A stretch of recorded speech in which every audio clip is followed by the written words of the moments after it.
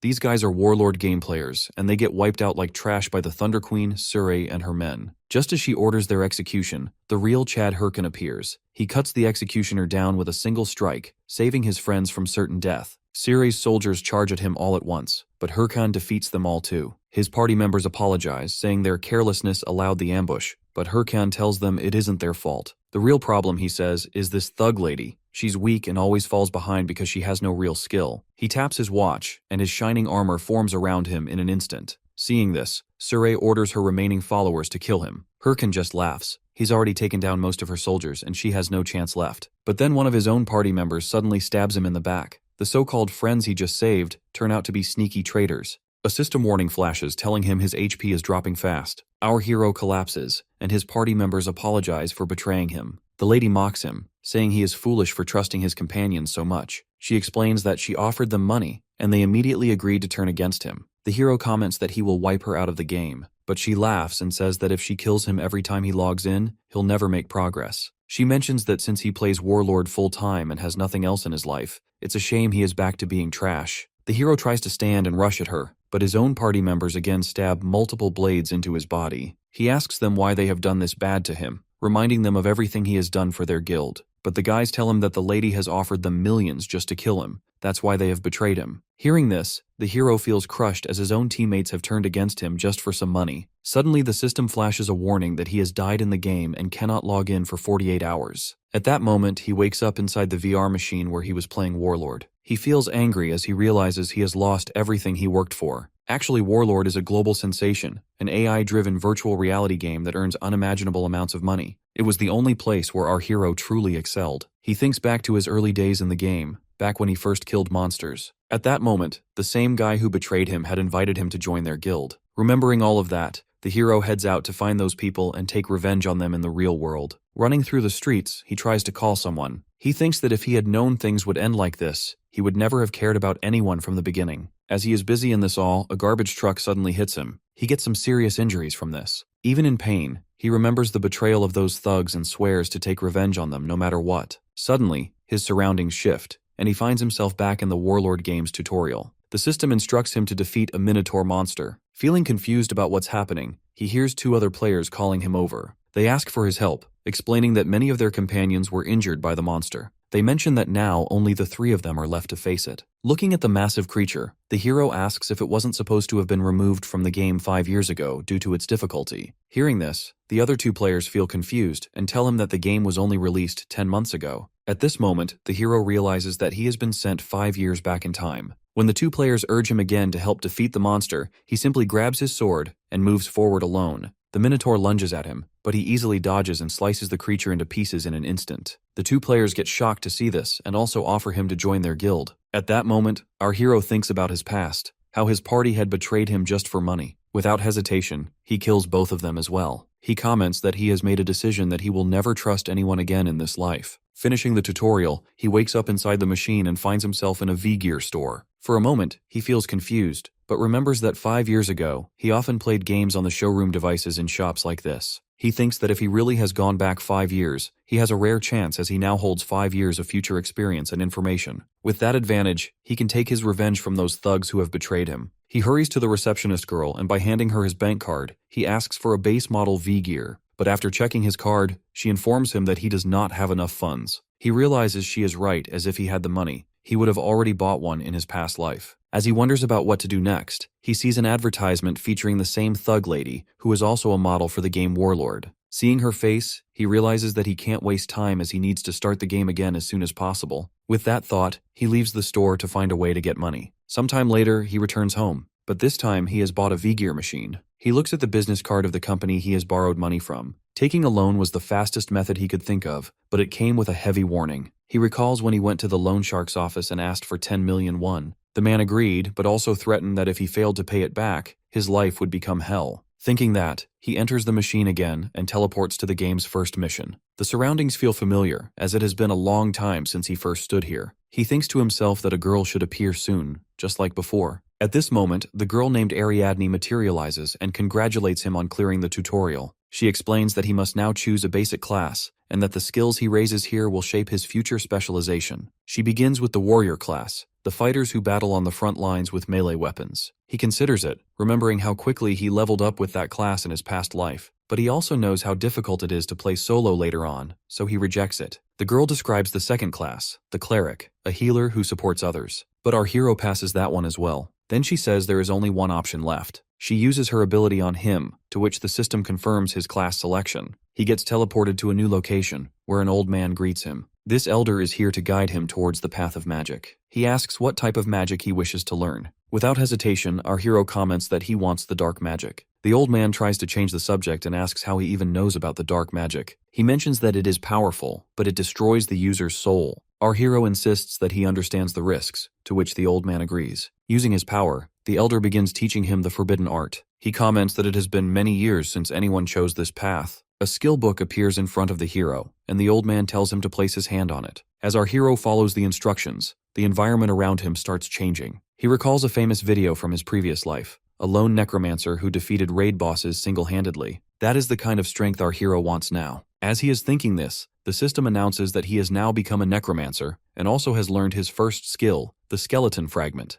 At this moment, a small skeleton head materializes in his hand. When he throws it on the ground, it transforms into a full skeleton warrior. This skeleton is the one who will help him in every battle from now on. Getting excited, our hero asks the skeleton about where the training dungeon is, as he wants to start leveling. But before the skeleton can respond, its head suddenly falls off on its own. After that, our hero enters the training dungeon and feels bad for the skeleton. As it is so weak, that's why its head has fallen off. But since it is undead, it has attached it back. Our hero opens its status window and sees that its level is extremely low, so leveling up quickly is the first priority. While he is checking the window, some wolves appear. Our hero thinks that they aren't strong, but they are fast and perfect for testing performance. He summons the skeleton and orders it to attack. The skeleton charges forward, to which the hero feels satisfied with its movement. But the wolves tear it apart instantly. He opens the status window again and sees a section where he can assign different modes. He switches the skeleton to defense mode and sends it back. But the wolves defeat it again. When he tries action mode, the skeleton starts dancing, to which our hero feels embarrassed. As he does not have another choice, he kills the wolves by himself. He also tries to delete his account, but the system tells him that accounts less than 3 months old cannot be deleted. He realizes he has to start paying his loan next month, yet his summon is useless in battle. As he worries, he notices another detail in the status window that the summoned creature has a deep learning system and can learn from combat. He understands that the skeleton saw him kill the wolves and is now learning from observation. He hands it a stick, deciding to train it just like he once trained his guild members. He tells the skeleton to remember one rule in combat, that if it can't dodge, it will die. He punches at it to make it dodge, but the skeleton stands still and gets knocked down. He continues attacking slowly, explaining that it must not stay still when hit and must look for an opening to strike back. While he trains it, more wolves appear. But this time, when they rush at the skeleton, it dodges their attacks smoothly and defeats them with the stick. Seeing this, our hero feels relieved. The system then announces that the skeleton's proficiency has increased and our hero's own level has risen as well. He then heads to the beginner village, Figus Castle, where many players gather. He thinks that with a few more days of training, he will be able to clear the whole dungeon alone. As he is thinking this, suddenly he bumps into a fatty guy. The man gets angry and demands an apology. The hero considers whether he should just kill him, but before anything happens, the fatty guy tries to punch him. At this moment, a strong man nearby stops him and warns him that he can't just hit anyone around. Seeing the man's physique and outfit, our hero recognizes him as Shev, the top-ranked warrior from his previous life. The fatty guy tells the strongest man to stay out of it, saying he will hit this boy back since he has hit him first. But when the strongest man releases a powerful aura, the fatty guy and his group get scared. They whisper that this man is the guildmaster of Red Bulls, one of the top 30 guilds, and someone famous for his love of fighting. Realizing who they are dealing with, they quickly escape from there. The leader then tells the hero not to mind people like them, but the hero simply walks away, saying he does not need help. As he leaves, he admits to himself that he was intimidated by this guy's strength, but he promises that the next time they meet, he himself will be a completely different person. He heads to a cave, thinking about the huge gap between himself and other powerful adventurers. He knows that if he wants revenge, he must become much stronger. While he is lost in thought, a tiger monster suddenly jumps at him. Before it can reach him, the skeleton appears and kills it instantly. His level rises to 10, but he feels frustrated that it took 3 whole days to reach this point. The system congratulates him and removes his beginner symbol. It also rewards him for completing the training dungeon. A war watch appears on his wrist, allowing him to check his abilities and other details about the game. When he opens his status window, the system tells him to distribute his status points. Instead of raising mana or intelligence like a normal necromancer, he puts all of the points into strength. While he is doing this, he notices the skeleton is crying. He tells it that raising mana or intelligence will not help much right now. If he increases his strength, he can pass down all the skills he has mastered at his peak. He orders the skeleton to keep focusing on training. He then heads to the Raiders Association at the Figus Castle branch. Many quests have appeared, and adventurers are fighting over them. He approaches a receptionist and says he wants a quest. The man explains that the remaining quests are difficult, which is why no one wants them. But the hero does not care about it and picks a quest from the table. This is the quest of clearing the cave at Bima Mountain for a reward of 10 gold. The receptionist asks if he is sure, since the reward is low. But the hero knows something important, as if he clears this dull-looking quest before reaching level 15, he will earn a super rare title called Prospect. The title increases all stats by a percentage, making it extremely valuable. After that, he buys some equipment and heads to Bima Mountain. Because he spent most of his money on gear for the skeleton, he can only afford a cheap costume. It ends up making him look like a rabbit. Feeling embarrassed, he decides he will just speedrun the quest and buy proper clothes afterward. Without wasting time, he heads towards the cave. Meanwhile, a man named Molty is also on the same mountain for an adventure. While he is enjoying his raid, he suddenly hears someone calling for help, saying that his friend is seriously injured. When he goes closer, the man explains that a monster they had never seen before attacked them. The adventurer uses his war watch to offer a healing potion. But before he can react, another man from the group strikes him from behind. These men are actually thugs who trick adventurers and steal their items. After defeating the guy completely, they also steal his war watch. They then decide it's time to look for their next target. Inside the cave, the skeleton is fighting with wolves. When the wolves rush at him, the hero switches the skeleton to attack mode. With the sword the hero gave him, the skeleton cuts down the wolves instantly. The system informs the hero that he has gained a large amount of experience. He feels satisfied, thinking that with a sword, a pack of wolves is nothing to the skeleton. He plans to spend the reward points on buying better equipment for the skeleton, to which the skeleton becomes emotional. The hero then moves forward, saying they need to level up quickly to clear the area. Suddenly, an arrow hits the skeleton's head.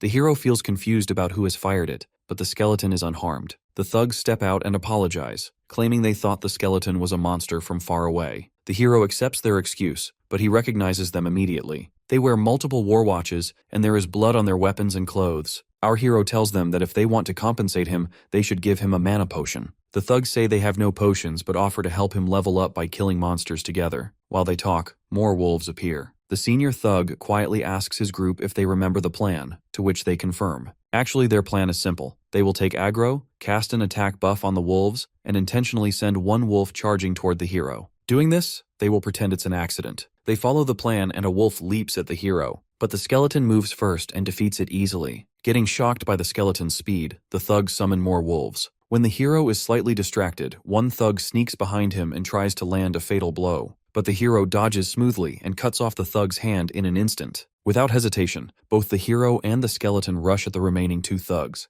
They beg him to wait, but he cuts them down as well as he does not trust anyone in this new life, and refuses to take chances. The senior thug pleads for mercy and offers all his items, but the hero ignores him and kills him as well. The system notifies him that the thug has dropped 8 war watches. Our hero gets amazed, thinking he can make great use of them, and will finally buy proper clothes. He sees the skeleton still beating the fallen thug, so he asks the skeleton if he wants to buy something for himself too. After buying several items, when he heals the skeleton, it looks relieved. Our hero comments that the thug's war watches were complete jackpots. By selling another player's war watch, one random item from their inventory drops. Now the hero has collected Black Goblin Pants, a sword infused with ancient tree essence, a demon's curse skill book, and some money. He also summons a face mask he creates using the war watches. This mask has an ability to record his gameplay. As he examines it, he remembers his past life, telling his guildmates that everyone wearing a Haho mask would make them go viral. With that thought, he channels power into the mask and enhances it. He decides he will not let anyone steal his things from him again, and he will use this mask to prove himself. Ready to move on, he heads toward his next goal with the skeleton. After some time, he enters the Bima Mountain cave dungeon, where he expects werewolves to appear. He knows this dungeon isn't easy, but with his new equipment, he feels confident. He begins searching for monsters, but hours pass without finding a single one. He feels embarrassed, thinking this makes no sense because the system should notify him if someone else had already cleared this dungeon. Then he notices the skeleton hitting the cave wall. Suddenly, a huge hidden dungeon gate appears. The system announces that he has discovered an instant dungeon. Our hero understands that it is a rare one-time dungeon that spawns inside normal dungeons. When they appear,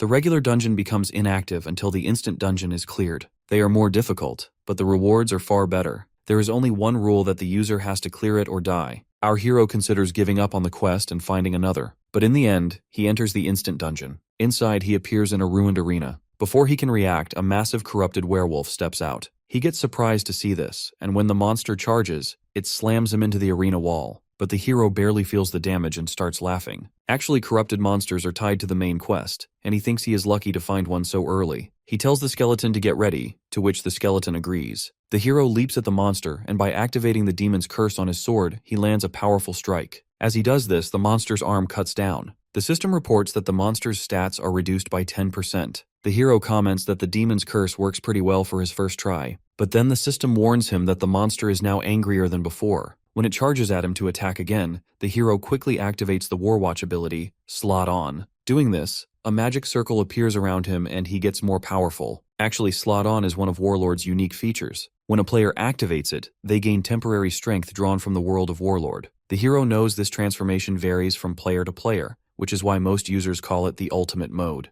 As the werewolf boss charges at him again, the hero dodges every strike easily. Even so, he can't land a proper counterattack as the monster's speed is overwhelming. Still, he does not give up. When he finally spots an opening, he delivers a strong blow to the creature's chest. Getting angry, the werewolf slams the ground forcefully. The impact shakes the area, and our hero falls back again. Just as the monster leaps at him for a finishing strike, he summons his skeleton companion, who cuts off the werewolf's arm with his sword. The hero tells the skeleton that it's time to use the technique they have practiced. Together, they leap toward the monster, and by giving it multiple strikes, they cut it into pieces. At that moment, the system announces that our hero has successfully hunted the werewolf. It also reports that, because the skeleton has defeated such a powerful creature, its skill has risen to rank E. Finishing the hunt, the hero receives several rewards, including a necklace called the Corrupted Tracker. He gets amazed when he checks it as it's a rare item. The system also notifies him that 3 new titles have been registered: Promising Rookie, Challenger of Heroes, and Corrupted Tracker. The third title confuses him because it's the introductory title for the first chapter of the main quest, Count Corruption. He recalls that the main quest is the core storyline of Warlord's universe, and its rewards are so exceptional that every player tries to get involved. In his previous life, he had barely reached the 4th chapter, yet now he has already unlocked the beginning. It feels like he has hit the jackpot. After logging out of the game, he watches the news, where several players are being interviewed. They proudly announce that their guild is entering the final chapter of the Count Corruption scenario and aim to complete it within 3 months. Hearing this, the hero feels discouraged. What he has just celebrated as a big achievement is something others have nearly finished. He knows that if he tries to join the scenario at this stage, he will not gain anything. He decides that he should give up on this round and aim for the next chapter instead. But then he realizes that this situation might actually be an opportunity for him. Right now, the entire world is focused on Count Corruption with huge interest. It's the first main quest of Warlord, and it's about to be cleared. He thinks that if he uploads a video related to Count Corruption at this moment, he could attract a lot of viewers. Feeling relieved that he has recorded his own gameplay, he decides he wants to upload it. He knows the editing quality will matter the most, so he concludes that he needs to contact the editor known as Romani. She is the woman everyone once called the god of editing in his previous life. Meanwhile, as the editor is relaxing, she receives a message from the hero asking her to edit a video for him. At first, she assumes he is just another low-level player trying to show off, since he is only at level 15. But when she watches the footage, she gets stunned and agrees to take on the project without hesitation. After some time, another senior woman watches the uploaded video. She immediately calls her assistant and informs him that a new clip related to Count Corruption has appeared. She notes that it's impressive as someone at level 15 has managed to solo a corrupted werewolf. The assistant comments that they have already checked this video. He insists there's nothing special about it, saying the werewolf's level is low and not worth paying attention to. But the woman disagrees. She says she likes the video and orders him to bring the boy to her. Actually, this woman is none other than the Thunder Queen Asura, the same thug lady who has killed our hero in his previous life. The next day, when the hero wakes up, he notices that the video he uploaded yesterday has gone viral. He can't help but comments that in his previous life, it would have taken him several months to reach this many views. As he checks further, he notices another surprising change. The editor, who is usually very mysterious and never reaches out first, has sent him a message before he contacted her. She asks when he will send her the next video to edit. Seeing this, the hero returns to the gaming machine and thinks about what kind of mission he could record for his next video. He knows there's no way he'll encounter a monster as rare and powerful as the corrupted werewolf again. Meanwhile, in the gaming town, Shev, the powerful player who first met the hero, is also watching the video and is totally impressed. As he is focused on it, his team member, a red-haired girl named Yahello, approaches him. He tells her that he is watching a video of a boy who has been very popular nowadays. She does not feel interested in it, but the guy explains that the game is so realistic that it feels like they're moving in real life. This is why new players tend to be cautious and timid with their movements when they first start. He comments that the way the boy has trained his skeleton companion is on a completely different level compared to other necromancers. As he talks about the hero, the red-haired girl reminds him to address his own team because they are about to enter the game in 5 minutes. She tells him he needs to give a strong performance during today's live stream, because over 200,000 people bought live tickets just to watch him, as he is the leader of Red Bulls and the player ranked 9th in Warlord. The leader gathers his team. As the dungeon gate opens, they prepare themselves and step into the dungeon to hunt. Meanwhile, the hero visits the Raiders Association at the Figus Castle branch, but he feels disappointed because there are no quests available. At this moment, an old man approaches him. Recognizing him as the adventurer who has cleared the cave of Bhima Mountain Dungeon, the old man introduces himself and pulls the hero aside. He explains that he knows the hero encountered a mutant in the cave and suspects it is a monster that has been affected by the power of the Corrupt One. He mentions that they have not yet figured out exactly who is behind it, but it is clear that their power is causing monsters to go on a rampage, and many adventurers have already fallen victim. When he comments that this is why a bounty has been placed on the culprit's head, the hero immediately offers to assist, promising to give everything he has to capture the evil figure. At first, the old man hesitates, but when the hero insists on taking on the hidden quest, he finally agrees. He tells the hero about a person named Ahimbri at Bangsu Castle who can teach him. He assures the hero that he will provide a letter of recommendation, and all the hero needs to do is deliver it. Taking the letter, our hero leaves the association. He feels excited as not only has he received a quest to deliver the letter, but he also has the chance to become a student of Ahimbri. He knows that the guy is an NPC, one of the 7 disciples of the great mage Bokan. All mages want to meet him because he provides the rarest skill books. While thinking about the new quest, he suddenly remembers a task he needs to complete before starting. He heads to the forest and summons his skeleton companion. He comments that he has not checked his rewards from the last battle yet. From his system, he pulls out the werewolf's skull and uses it to strengthen the skeleton. Next, he retrieves the necklace of the corrupted tracker from the system. When he equips it himself, his own status rises significantly. He then tosses 2 small skeleton heads onto the ground. Doing this, 2 more skeletons are born to serve as his companions. He addresses them that from now on, the 3 of them will fight together as a unit. Saying that, they head toward their next target. The hero encounters a level 25 bear monster that charges at him to attack, but he dodges its strike easily. He orders one of his skeletons to attack, but the bear swaps it aside. Feeling embarrassed, the hero instructs the skeletons to approach from the blind spot, hoping for a better strategy. However, the second skeleton leaps straight at the bear from the front and is thrown aside just like the first one. The hero feels angry as he watches his companion's reckless movements. When the third skeleton jumps on the bear, our hero feels hope, thinking this one might succeed. But to his surprise, the bear also strikes it away. Realizing the situation, the hero defeats the bear on his own. Doing this, he explains to his skeletons that when monsters focus on an attack, they instinctively face the source, so it's essential to strike from the blind spot. As he teaches them, he reflects on how useful the necklace of the corrupted tracker has become. His skill rank has increased, allowing him to summon 3 skeletons at once, which is a major improvement. Yet, he also notices a problem. While each skeleton can share what he teaches one of them, they have no experience fighting together. They have not learned coordination, so they still struggle to act as a cohesive unit despite his guidance. He notes that he himself has finally reached level 20, just as he had hoped. He realizes that he probably will not be making any fighting videos for a while. He orders the skeletons to follow him, planning to train all the way to Bangsu Castle. Meanwhile, inside Bangsu Castle, a large crowd has gathered. When a man emerges from the boss room, everyone swarms him, demanding to know what kind of quest he received. Observing this, the hero thinks to himself that he can find people like this anywhere. These are the people who make no effort themselves and only try to leech off the achievements of others. As he considers this, one of the men also asks him if he has any kind of quest. The hero ignores him and presents a letter of recommendation from the senior of Figus Castle to the guard. After checking it, the guard grants him the permission to enter the boss room. As the hero steps forward, the other men attempt to follow him as a group, but the guard blocks them. Thinking about what reward the boss of Bangsu Castle might give him, the hero steps into the room,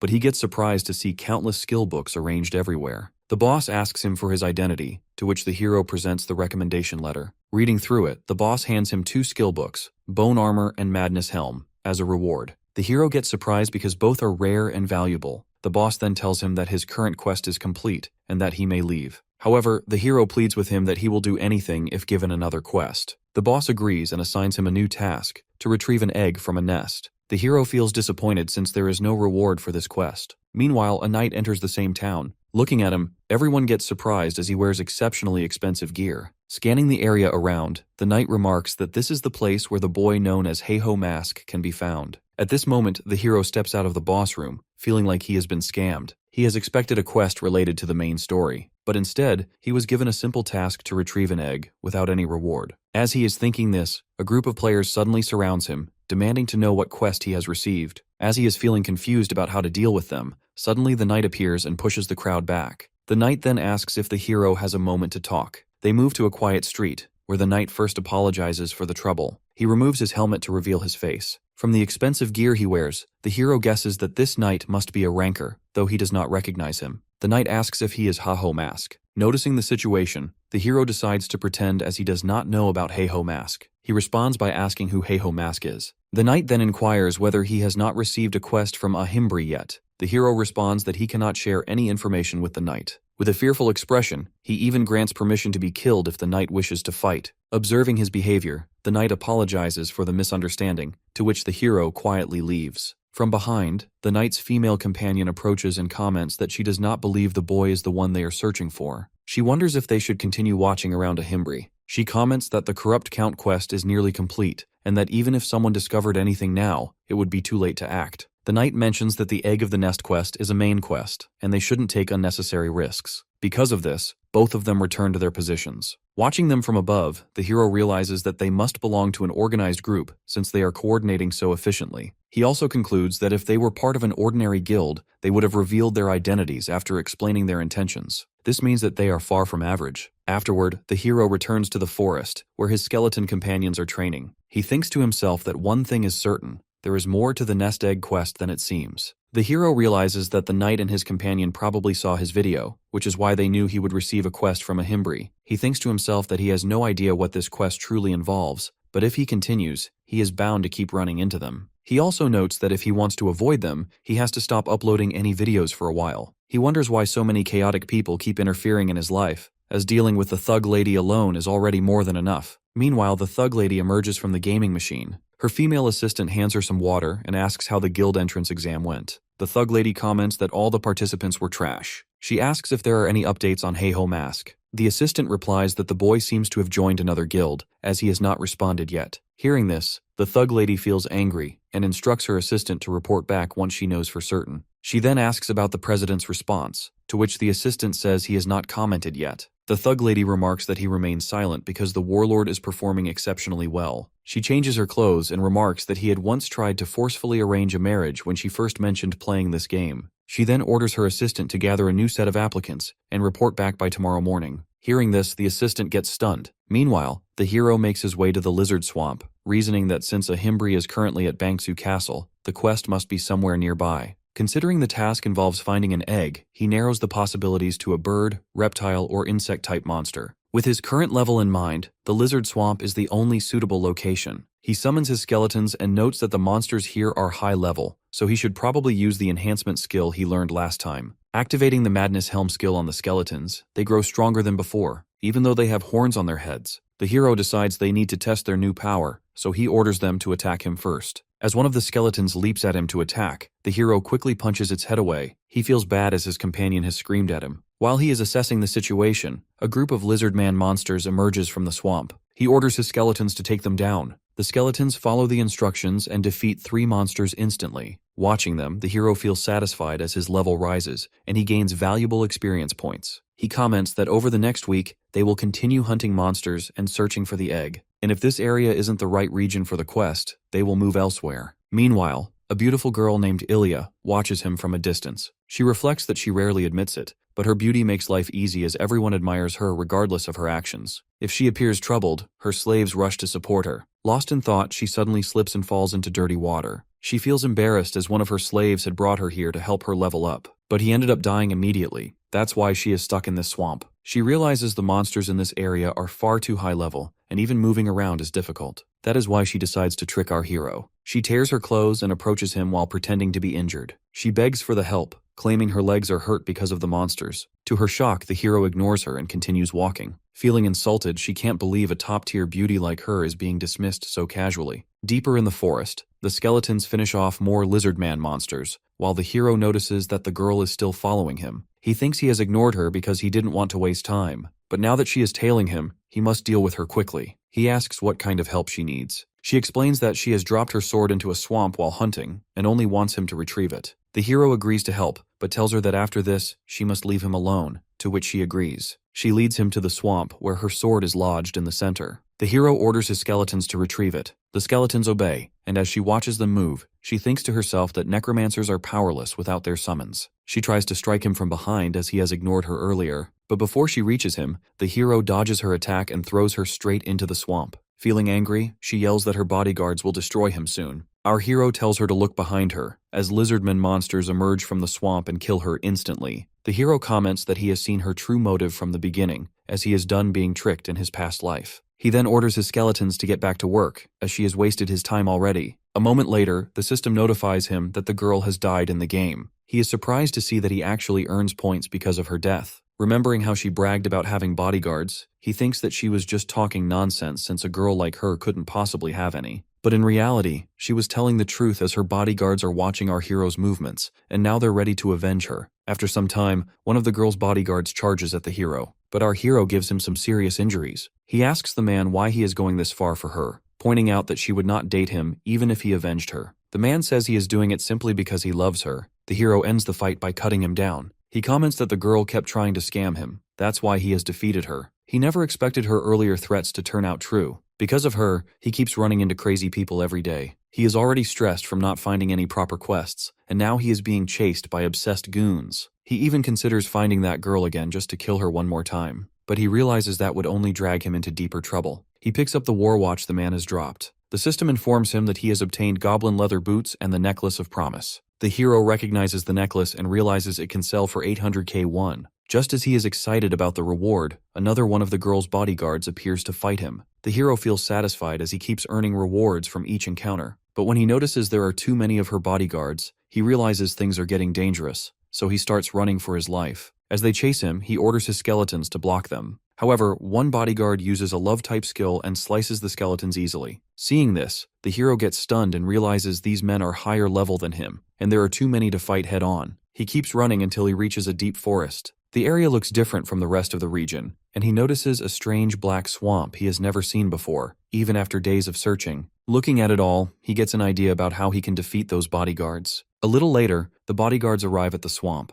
In the center, several skeletons are dancing around. This is the trap the hero set for them. The bodyguards get angry and assume the boy is mocking them with this display. One man leaps toward the skeletons to attack, but before he lands a blow, a massive dragon lizard bursts out of the swamp and kills the guy instantly. Seeing this, the others get totally shocked. At this moment, the hero hides behind the trees and feels excited as he realizes the nest belongs to a dragon lizard. It's a boss monster with overwhelming defense, health, and attack, so powerful that a party of 20 players averaging level 40 would barely manage to take it down. He recalls hearing that the dragon lizard raid was completed some time ago, meaning this monster normally would not be here. But he knows that if a player with a related quest enters the area, the monster will respawn. He concludes that since the dragon lizard is here, this must be where Ahimbri's quest takes place. He feels bad as he wasn't expecting the boss to send him to fight such a creature, but now he has the chance to gather strong teammates, so it should be manageable. As the bodyguards start to retreat, the hero declares that they will not be leaving so easily. He activates the Madness Helm mode on his skeletons and sends them to block the bodyguard's path. At that moment, the dragon lizard kills another bodyguard, to which the others panic. Seeing the distraction, the hero gets the opportunity and moves toward the nest to steal the egg. When he reaches the huge nest, he gets surprised to notice that there are no eggs there. After searching carefully, he discovers an egg-shaped stone.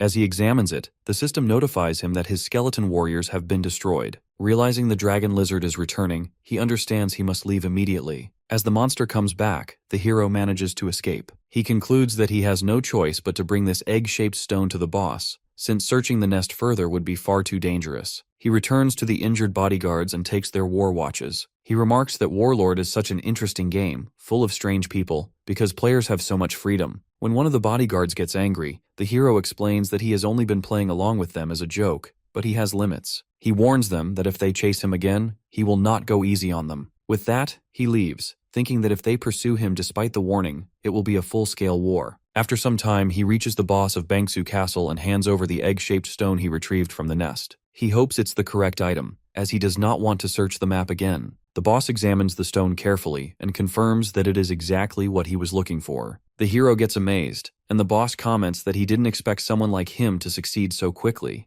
The hero replies that he gave it his all and asks if he can receive the next quest immediately. The boss then asks if the hero knows what the item is. He explains that whenever they researched areas with mutated monsters, this object was always present, so they have temporarily named it the Corruption Stone. The hero realizes that this is why the knight had been chasing him. He understands that the Corruption Stone is a key item tied to the main quest, and that the knight wanted to prevent anyone else from obtaining it, as it could affect the flow of the storyline later. He reflects that he had thought the quest was a scam, but never imagined it would connect directly to the main quest. The boss admits that he knew this quest would be overwhelming for the hero, but they are also facing a powerful being. He needs to test the hero's willpower and asks if he is ready to fight against corruption. The hero recognizes that being involved in the main quest is a once-in-a-lifetime opportunity. He gets ready to devote his body and soul to the task. However, the boss points out that the hero must have seen how strong the monsters are, and that such a dangerous quest isn't suitable for a beginner like him. However, the boss tells him that if he asks respectfully, he will accept him as a disciple. The hero agrees, and as he steps out of the room, the system notifies him that he has completed the Egg of the Nest quest and earned the title Ahimbri's Disciple. It also informs him that he must return to the boss after reaching level 40. The hero feels bad, thinking the boss is such a scammer. Meanwhile, a group of players stands at the dragon lizard's lair, and they have successfully defeated the boss. As they celebrate, the guild senior approaches the knight who first met the hero in town and thanks him for his assistance in taking down the dragon lizard. The senior explains that without the knight's help,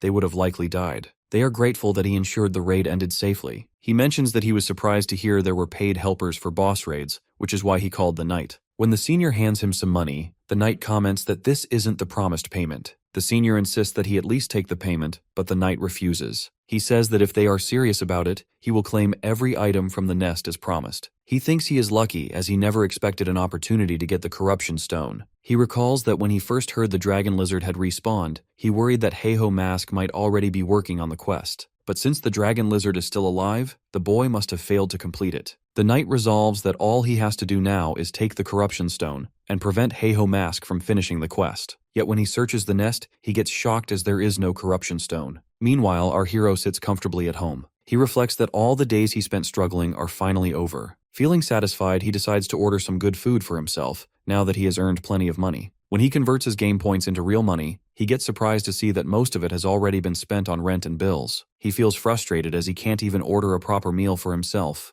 At that moment, he receives a message from the lady editor asking if he is quitting his channel. The hero suddenly remembers that he forgot to update her that he will not be able to make more videos for a while because some dangerous players are after him. But then he thinks that he does not need to worry about them when he is practically starving. He decides to stop caring about them and focus on himself. With that bravery, he re-enters the game and finds himself in the Forest of the Dead. He thinks that the Forest of the Dead is perfect for gaining experience points, and its eerie atmosphere will make his videos more engaging. He tells his skeleton companions that they are going to hunt. But first, he summons another teammate, a skeleton magician, to assist them on this mission. This is a skill the boss granted him, which allows him to summon the magician. As he explains this, undead monsters with level 33 suddenly rise from the ground. The skeleton companions get scared from them, but our hero orders them to attack immediately. He explains that undead monsters behave differently from normal ones, and that their usual combat instincts will not work the same way. Seeing that his companions are still trying to hide, he tells them to stop wasting time as they have a mission to complete. One of the skeletons leaps at an undead monster and strikes its arm, but the creature remains alive. The hero explains that normal attacks will not work on these monsters. He summons the mage's hammer himself and smashes the monster's head, to which it gets defeated instantly. He tells his companions that they need to aim for the monster's head with their strikes. He sets today's goal to hunt down 100 undead monsters within 100 minutes. He warns them that if they fail, he will leave them in this frightening forest. Hearing this, the skeletons leap at the monsters and start fighting with full force. In a short time, they defeat many undead, and the hero notices his own level has risen. Watching them, he realizes he expected it to take longer for his companions to get used to weapons they've never used.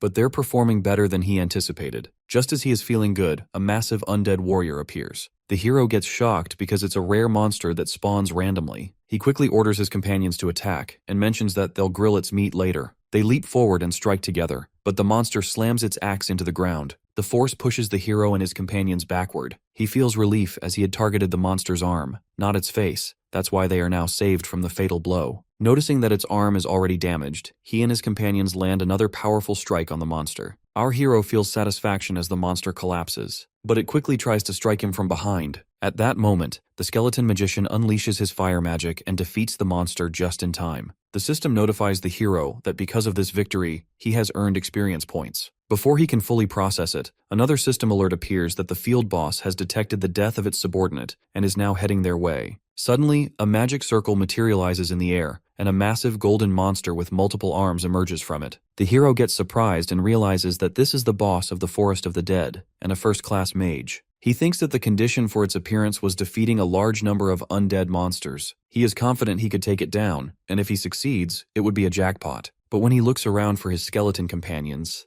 they are gone. The system informs him that his mana is too low to summon them, and he himself has to face the boss alone. Noticing the situation, the hero activates the power of his Warwatch, Slot On, gaining additional abilities from the game. He leaps at the monster to strike, but the monster retaliates with multiple fire spells. He dodges swiftly, realizing that if he allows it to keep casting, he has no chance of winning. Analyzing the situation, he delivers a powerful blow to one of its hands and destroys it away. Some of the monster's spells vanish as they are linked to its hands. He understands that destroying all its hands is the key, but the system warns that the monster has grown angrier and is now unleashing a more powerful skill. Observing its movements, he gets surprised. When the monster launches a devastating attack, the hero falls back very badly. Feeling confused, he struggles to recall its patterns, knowing it has been years since he last faced this type of creature. As the monster strikes again with immense force, he decides to try everything he has. He dodges each attack, but finds there is no time to counterattack. He realizes he needs to find a blind spot, but before he can act,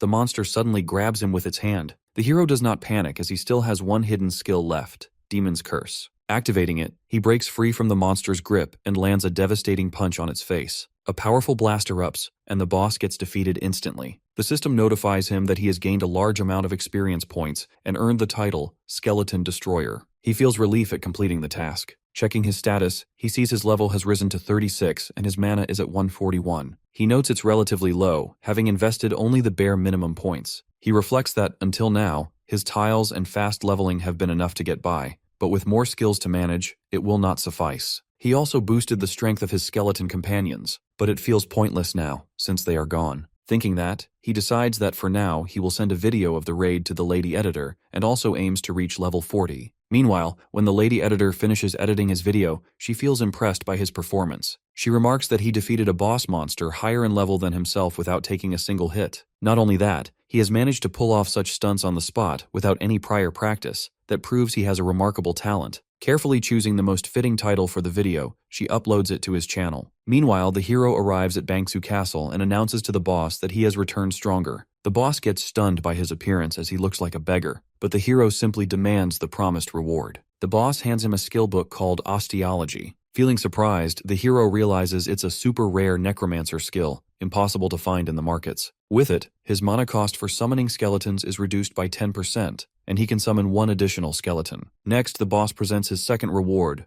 the Corrupted Tracker's Ring. He explains that he used the corrupted stone the hero brought so he could harness the power of the corrupt one himself. The hero gets amazed, knowing this ring is only given to the first players who complete the main quest. But as he is going to take it, the boss suddenly challenges him that he will only give it if the hero can catch him. The hero agrees, and when the boss runs, he leaps at him with incredible speed. Moments later, he emerges from the castle wearing the ring as he has successfully caught the boss. He also receives a new quest from the boss, to search for an agent named Migi at Suryu Castle. Realizing that the castle area is high level, he understands he needs to gain more experience before heading there. As he contemplates his plan, a message from the lady editor suddenly pops up. She tells him that she has uploaded his latest video to the channel and urges him to check the analytics for himself. When he opens it, he gets surprised as his video has already surpassed 2 million views. On top of that, he has received significant donations from multiple guilds. He is amazed at the thought that he can now afford any kind of delicious food he wants. Deciding to log out for the moment, he notices another massive donation,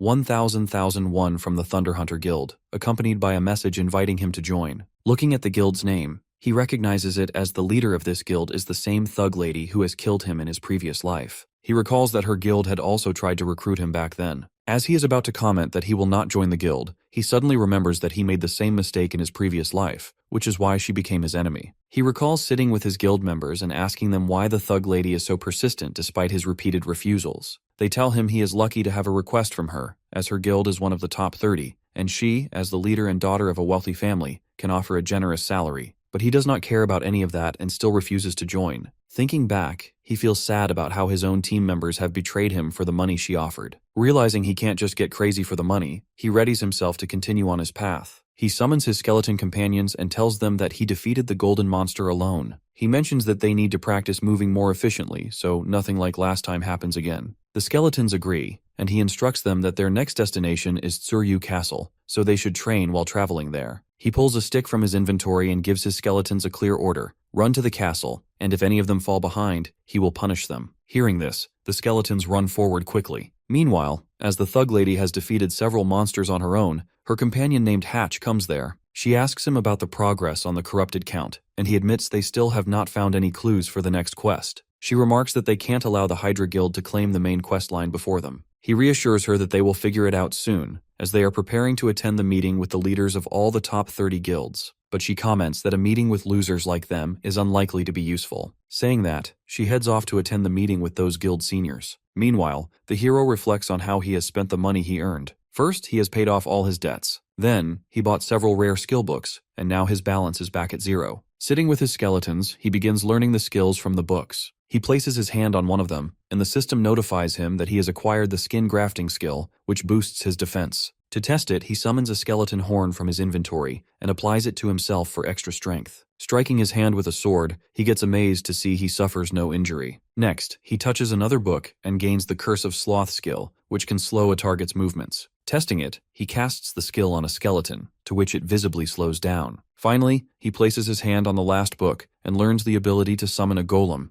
the skill he wanted most and the hardest to obtain. As he activates it, a massive golem erupts from the ground who is also our hero's companion from now on. The hero remarks that a necromancer is nothing without golems, and this one is incredibly powerful. On top of that, it has a copy mode, meaning it will mimic whatever action the hero performs. Testing it, he punches the air and notices the golem does not respond immediately. At first, he wonders if it's an error, but a moment later, the golem punches in the air too. He realizes the golem is simply slow as it repeats actions a few seconds after he performs them. Meanwhile, 4 people have gathered in the meeting room. First, a boy named Nergal, leader of the Ares Guild. Thanks everyone for attending. Shev, the powerful leader of the Red Bulls, is also present. The third is Berg, the leader of the Big Smile Guild. And fourth is the thug lady, Sure. One of them notes that while 29 leaders were invited, only 4 have shown up. The Red Bulls leader explains that the others simply will not appear. Ares' leader then begins the meeting, pointing out that the top 30 guilds of warlords are usually in fierce competition, so having this meeting is extremely rare. He explains that the Hydra Guild has discovered the identity of the corrupt count and is planning the final raid a month from now. The leader of the Red Bulls remarks that this is a serious problem, as none of the other guilds are even close to reaching that point. Big Smile's leader gets angry, knowing that if Hydra claims the corrupt count, they will dominate all future main quests. At that moment, the thug lady tells them that if they're afraid, they can step aside. When Big Smile's leader tries to argue with her, the other 2 leaders stop both of them, warning that fighting among themselves now would give Hydra a clear advantage. The leader of the Ares Guild proposes that the 4 of them form a temporary team until the Corrupt Count questline is complete. He mentions that they will share all information about the Count, to which all of them agree. Later, as the thug lady takes a shower, she feels bad that her guild cannot even defeat the Chapter 1 boss alone, and must rely on others. Yet she knows there is nothing she can do for now. If Hydra secures the corrupt count, she will be powerless. She realizes that now is the time to lay low and wait for the right opportunity. She calls her assistant and orders to tell every guild member to keep watch on Hydra and report any movements immediately. Doing this, she declares that the corrupt count will be hers at any cost. Meanwhile, when the hero arrives at Tsuryu Castle, a senior informs him that he must go to Bobaru Forest, where Agent Miggy went missing. He instructs the hero to search the area thoroughly and look for any traces. The hero gets stunned and comments that the Bobaru Forest is filled with level 70 monsters, far above his current level. The senior explains that this is exactly why the task is assigned to him. He warns that declining the quest will cost him to lose the title of Corrupt Tracker. After that, the hero sits in the town and feels disappointed because of this all. He reviews the quest details and sees that he must find Agent Miggy and take over the mission. If he refuses this dangerous quest, he will lose his title as Corrupt Tracker and be removed from the main questline. He reflects that taking on quests far above his level has backfired.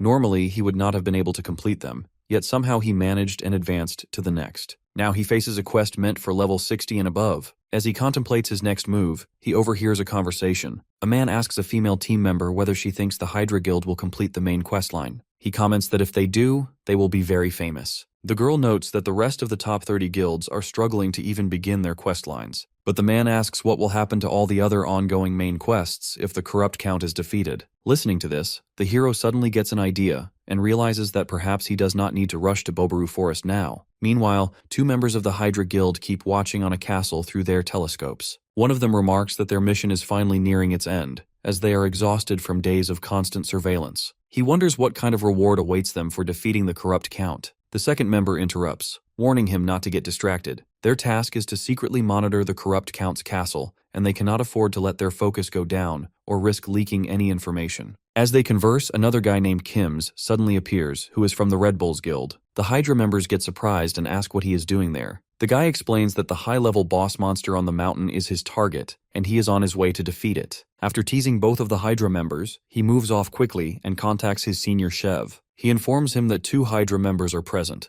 The leader notes that it seems the tip they received about the corrupt count's location was accurate. However, his girlfriend comments that she was certain it was just a prank message. She mentions that the Hydra members have provided such critical information anonymously and for free, making their true motive unclear. The leader suggests that perhaps they harbor a grudge against their own guild. The informer asks if he should track them down now, but the leader tells him not to, warning that if that location is indeed the corrupt count's castle, most of Hydra's forces will be stationed there. As they speak, a girl named Hahui, the princess of the Thunder Hunters Guild, suddenly attacks the informer from behind. She demands him to reveal everything he knows or face immediate death. Meanwhile, the hero's golem is engaged in battle with a bear, while the skeletons are watching their fight. The hero himself checks his system, noticing that no expected emails have arrived yet. He considers that the only way to solve the situation without venturing into Boboru Forest is to forcibly complete the quest. He reflects that the Warlord main questline consists of multiple chapters, and the current one in progress is Chapter 1, the Corrupt Count. He mentions that once the Corrupt Count is defeated, the chapter will end, and all related quests will be forcibly closed. Even if he attempted to take on the Corrupt Count alone, there is no way he could defeat it within the time limit. He explains that he does not care who accomplishes the task as he just needs someone to do it,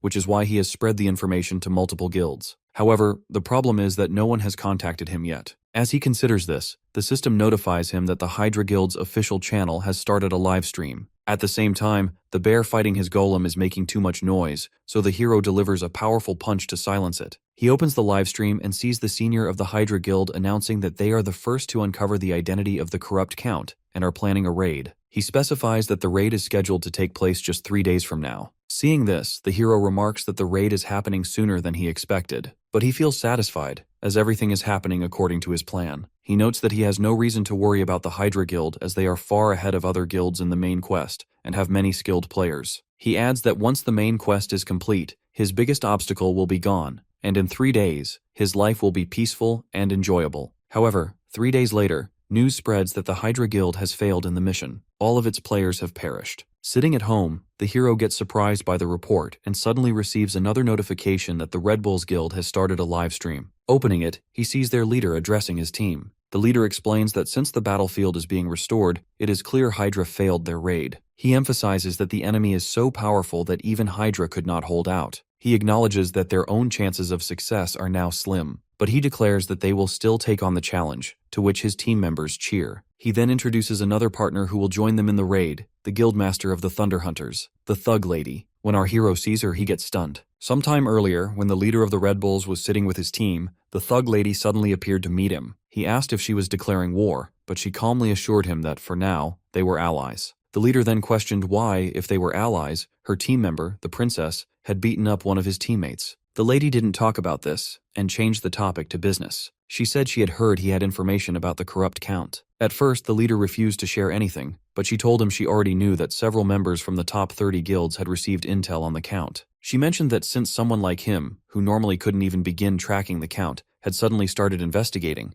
even a fool would notice something was going on. Then she asked another question: if he really believed the Hydra Guild could complete the task. The leader wasn't confident, to which she pointed out that Hydra had rushed the raid date just to be the first. But the corrupt count is the first major quest boss, and defeating him isn't that easy. The leader then asks her for the real reason she came. In response, she drives her sword into the table and offers a proposal that they should join forces for the corrupt count raid. Now, in the present, both of them are fighting side by side against the corrupt count. When the enemy unleashes a wave of monsters, the thug lady cuts them down swiftly. But the count does not stop and sends an even larger horde, to which both teams struggle to fight. Seeing the situation getting worse, the leader slams his sword into the ground, to which a large number of monsters get defeated. He shouts for the thug lady to go straight for the corrupt count, as he has now cleared a path for her. She leaps forward and by dodging incoming attacks, she gets closer to the enemy. But the corrupt count inserts several spikes into her body. Seeing this, the leader gets worried, but she does not lose control. She cuts through every spike and by delivering a powerful slash across the corrupt count's body, she cuts him into 2 pieces. When the hero realizes she has actually defeated the corrupt count, he gets shocked. Still, he feels relieved as what matters is that the corrupt count is dead, no matter who dealt the final blow. He states that this will be the last victory these guilds ever claim, because in the end, he will be the one who truly comes out on top. After that, he heads to the Bulkas Mountains and happily runs across the open fields with his skeletons. But his excitement ends when a group of pig monsters suddenly starts chasing him. A few hours earlier, when he reached the area, he saw that the entrance was sealed with laser barriers. He knew he couldn't enter until a certain condition was met. However, he also knew that the Bulkas Mountains were the starting point of Chapter 2's main quest. So once the corrupt count, Chapter 1's main boss, was defeated, the barrier would automatically disappear. With that in mind, he stepped into the field and immediately received the title, First to Enter This Area. He declared to his skeletons that it was finally his time to shine. But moments later, level 60 pig monsters began chasing him. Now, in the present, as he runs for his life, he wonders how these pigs appeared so quickly when he only just entered. Then he realizes that other players must have already realized the area is open, so he can't afford to waste time. He switches his skeletons into helm mode and orders them to attack. But unfortunately, the pigs wipe them out instantly. Sensing danger, the hero quickly uses his skill, Curse of Sloth, and freezes the pigs on the spot. He knows they will not be able to move for about 5 seconds, so he summons his sword and prepares to strike before the effect ends. But just as he charges forward, a monkey monster throws a banana at his feet, which causes our hero to fall down. He feels angry at the monkey, but at that moment he realizes the Curse of Sloth has worn off and the pigs are charging at him to attack. However, before they reach him, a barrage of powerful arrows shoots through the pigs which kill them instantly. Feeling confused, as the hero looks around, a man who has done this all approaches and asks about his condition. Meanwhile, in Suryu Castle, 2 men notice someone wearing a full set of gleaming white mamba armor standing in the street. They comment that the armor is extremely expensive and only a high-ranking player could afford it. This knight is the same man who previously encountered the hero. His companion, a girl named Michelle, joins him. The knight asks if she has discovered the identity of the mysterious reporter. She rejects and says none of the guilds know who sent them the information. She feels puzzled about how someone who knows the true identity of the corrupt count could share such valuable intel with everyone for free. The knight asks her if she has found any trace of the Haho mask. She replies that the boy is only uploading ordinary hunting videos and insists there's no way a newbie who just started the main questline could be behind all this. Then she asks the knight where he is headed for his next helper job. He says he is going to the Sweepers Guild. As he moves toward the job, he tells her to focus on finding the culprit because he does not know who it is, but he will make sure they pay for disturbing the world's balance. Meanwhile, the man who saved the hero's life brings him to his home in the center of the forest. The hero introduces himself as a disciple of Ahimbri, and feels fortunate because he never imagined he'd meet Ma Wung, the main NPC of Chapter 2's main questline. He recalls that this guy is skilled enough to have been the prince's swordsmanship instructor, but he was dismissed after an unfortunate incident. Later, he became the captain of the rangers guarding the Bulkas Mountains. Just as the hero feels excited about meeting him, the NPC warns him that he should leave soon since there's nothing here but monsters. The hero remarks that even though the corrupt count is dead, corrupted monsters are still roaming the area. He explains that he was tracing the source of the corruption and ended up here. He asks the NPC if he knows anything about it. The guy says he has someone in mind but has no solid evidence yet. He then asks the hero if he would help him to gather the proof. Getting surprised by the offer, the hero receives a system notification that he has obtained a title, First One to contact with a Bulkas Ranger. The hero agrees and asks what he should do first. The NPC gives him a new quest to investigate the monsters near this area. For completing it, the hero will earn 500 gold and gain the NPC's trust. Stepping out of the home, the hero feels excited about the quest. He decides to leave the higher-level monsters, like wild boars and bear warriors, for later. For now, he will start with the easier targets, like those level 50 monkey monsters. Meanwhile, the monkey continues causing chaos in the forest by throwing bananas at anyone who passes by. As he is busy in this, the hero silently approaches from behind. He swings his sword to strike, but the monkey quickly notices him. Dodging each attack with incredible speed, the monkey starts running.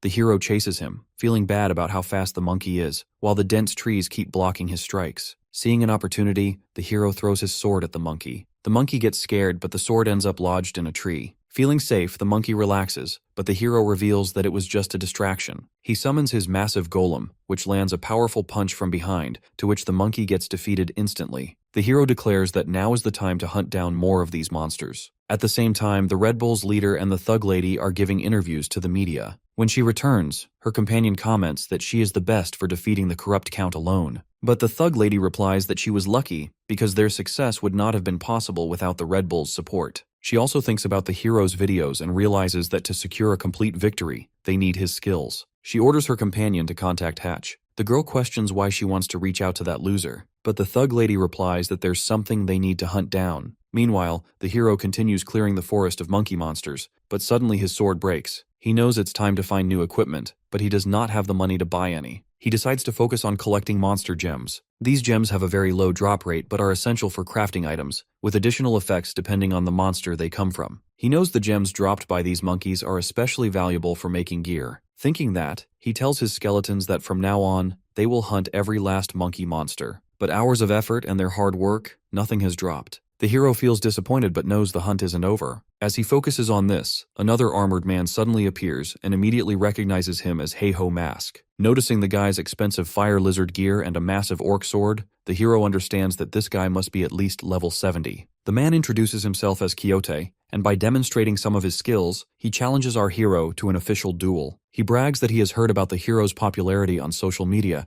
and wants to defeat him to gain fame. The hero realizes that this guy is just an attention-seeking fool, so he moves back on his way. But the guy insists on the fight, offering 5,000 gold as a reward. Hearing the amount, our hero feels interested and agrees to the duel. The guy then thinks to himself that, because of his talent, he is always the center of attention in any game he plays. But in Warlord, no one seems to notice him. One day, while in town, he overhears people talking about Heiho Mask, the boy who has become extremely popular on social media. Feeling embarrassed, Quixote rushes into the forest alone, frustrated that a lower-level player with mediocre gear is getting all the fame. As he is angry, he notices the same popular boy, our hero, completing tasks in the forest. An idea strikes him that if he records a video of himself defeating the boy, he could steal all the fame. Recalling that, he removes all his armor and gear, to which our hero feels confused. He explains that he wants the fight to be fair, claiming he knows the hero's sword is broken, so he is taking off his own equipment. Then he lunges at the hero with bare hands, but the hero effortlessly dodges every attack. As the guy notices that the hero isn't taking the fight seriously and is only defending himself, he activates his booster skill. He delivers a powerful punch that sends the hero crashing into a nearby tree. The hero gets surprised by the speed and force of the guy's movements. He realizes that Booster is a warrior-class skill that allows the user to accelerate their actions for a brief moment. He knows that with this skill, he has little chance of winning in a straight fight. As he stands up, the guy charges again to strike with the same boosted speed. Noticing the situation, the hero quickly throws dirt into the guy's eyes, to which the guy gets blinded for a moment. Seeing an opening, he kicks his legs and by landing multiple blows, he throws him back. At that moment, the hero activates a skill he recently acquired using his earnings and enhances his combat abilities significantly. He leaps forward to attack, to which the guy realizes that a single hit from him now would be fatal. So he quickly accepts defeat and begs the hero to spare his life. The hero agrees but delivers a powerful punch to a nearby tree, to which the whole tree gets destroyed instantly. The hero remarks that, having won the challenge, the guy must now pay the promised reward of 5,000 gold. The guy removes his helmet and praises the hero by acknowledging his strength and skill. He hands over the gold and, as a further gift, he offers his own orc sword. The hero gets surprised about this and asks why he would give such valuable items for free. The guy tells him to accept it as a token of his gratitude. He admits that in his pursuit of fame, he had neglected to actually grow stronger. He says the hero has made him realize his mistakes. He declares that he will consider the hero his own brother from now on. Understanding the guy's true motives, the hero kicks him back and orders his skeleton companions to subdue him. The skeletons follow the instructions and tie the guy to the tree. Doing this, the hero and his companions continue on their path. The hero marvels at the orc sword he now possesses, knowing he no longer needs to hunt the monkey monsters for better gear. But he still feels greedy and considers hunting more for potential rewards. However, his skeletons stop him and urge him to just focus on the next quest. After some time, the hero returns to the NPC, who hands him the reward for completing the quest. The NPC notes that the hero has defeated 950 monkeys, 104 wolves, and 76 poison lizards. He remarks that the investigation has been progressing smoothly thanks to the hero's work. The NPC then briefs him on the next mission, warning that it will be especially dangerous. He points to a location on the map near the mountain peak. He explains that a bear warrior has appeared there. Bear warriors stand around 4 meters tall and wear armor similar to human warriors. The NPC tells the hero that discovering where these monsters obtain their weapons could be key to uncovering the identity of the corrupt one.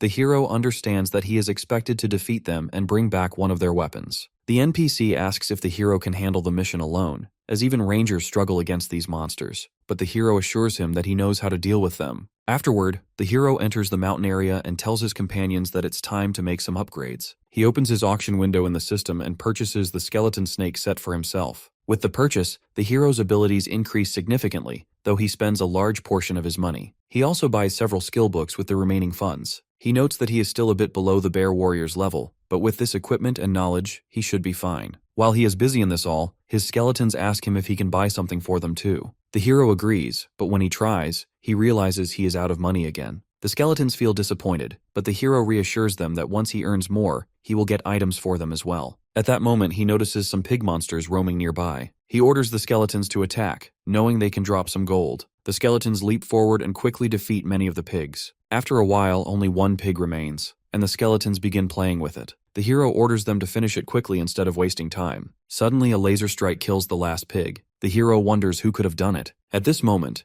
3 men appear and question why he is hunting in this area without permission. They introduce themselves as members of the Apollo Guild, commenting that they are the guild's strongest trio. However, our hero does not hear them, and by using his sword skill, he defeats the 3 of them instantly. Doing this, he continues forward on his journey. From behind, the trio feel angry. They immediately send a message to their guild leaders, demanding revenge for being humiliated. When the leader receives the news, he also feels angry. He orders his subordinates to capture the boy at any cost, commenting that the hero will pay for his actions. Meanwhile, the hero arrives at the area where the bear warrior is known to appear. He glances at his skeleton companions and notices them making playful poses. He scolds them and reminds them of the seriousness of the mission. Today, they are tasked with hunting a bear warrior, a formidable level 70 monster with 3 distinct phases. He emphasizes the need for careful preparation and coordination. The hero explains that defeating this bear warrior will give them a significant advantage, potentially putting them ahead of the top 30 guilds in main quest progression. He makes it clear to his skeletons that there is no space for mistakes on this mission. As he describes the plan to his skeletons, a massive bear warrior suddenly emerges. The hero immediately prepares for the battle by activating his slot-on skill. Meanwhile, Hatch, a mage from the Thunder Hunters Guild, approaches the Bulkas Mountains. He hopes Heiho Mask is still in the area as he has watched his last video of the monkey monster raid. The mage feels frustrated with himself as he is supposed to be an important player,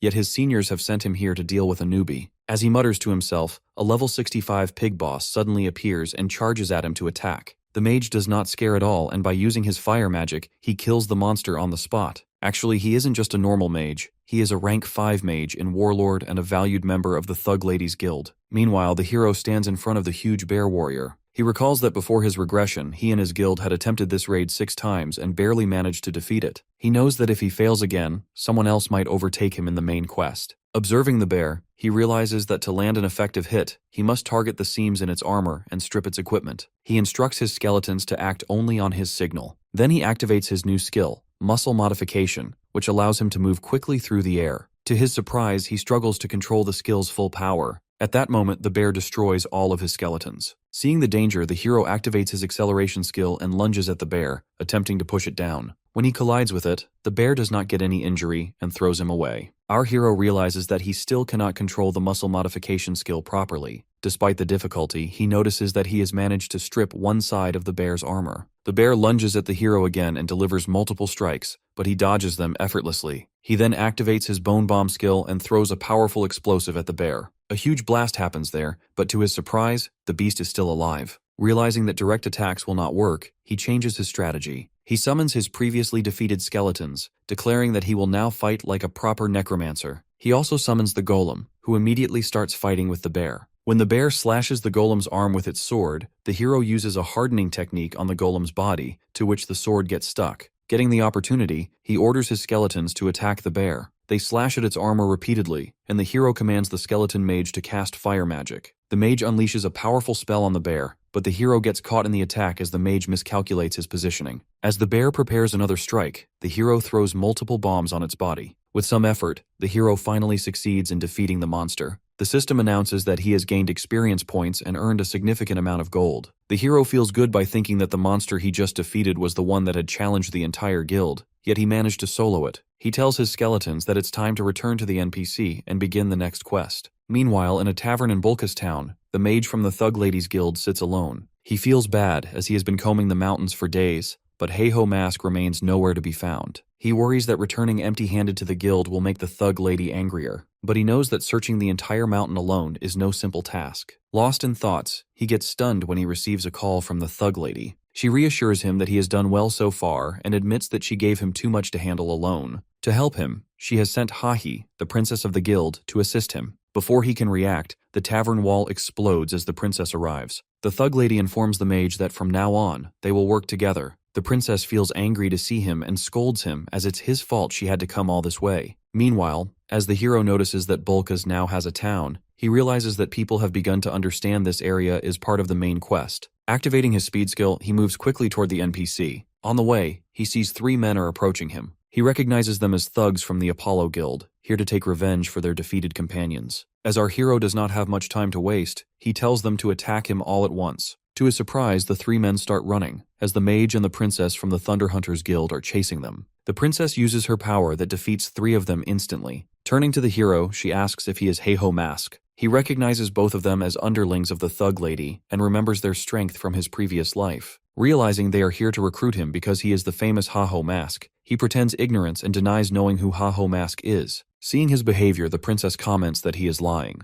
She says there's no way someone wandering around the Bulka's mountains would not know Heiho Mask, especially since his video has surpassed 20 million views. As she speaks, the mage tells her she is overreacting. He reminds her that she destroyed a tavern and harmed innocent people simply because they seemed suspicious. He asks how they are going to handle this, as they are members of the most prominent guild. Following his orders, the princess apologizes to the hero and steps back. The mage also offers his apology, but suddenly the princess gives a powerful punch to the hero's face, to which he crashes back. Getting shocked, the mage demands to know why she attacked. She replies that she expected the boy to dodge, but he didn't. The hero stands up and warns that, since they struck an unarmed person, he will officially file a complaint against the Thunder Hunters Guild. The mage gets surprised to hear this, and assures him not to do so as they will give him 1,000 gold as compensation. The hero accepts the money, and the mage forcefully drags the princess away, as she is causing too much trouble. On the way, the mage scolds the princess, asking why she always causes a scene, and warning that her behavior only tarnishes their guild's reputation. The princess says most people would not even try to dodge a flying punch, but that boy had, and that surprised her. Meanwhile, the hero reaches the NPC and hands over a piece of the bear warrior's armor. The NPC examines it and remarks that something unusual must be happening in the mountains. He thanks the hero, noting that many lives would have been lost if the mission hadn't been completed. The NPC then opens a box filled with maps and allows the hero to choose one as a reward. He explains that these are maps he created while exploring the Bulka's mountains, marking all the monster dens he encountered. The hero gets amazed as these maps are invaluable, revealing dungeons packed with rare loot and powerful gear. Just as the hero is about to select a map,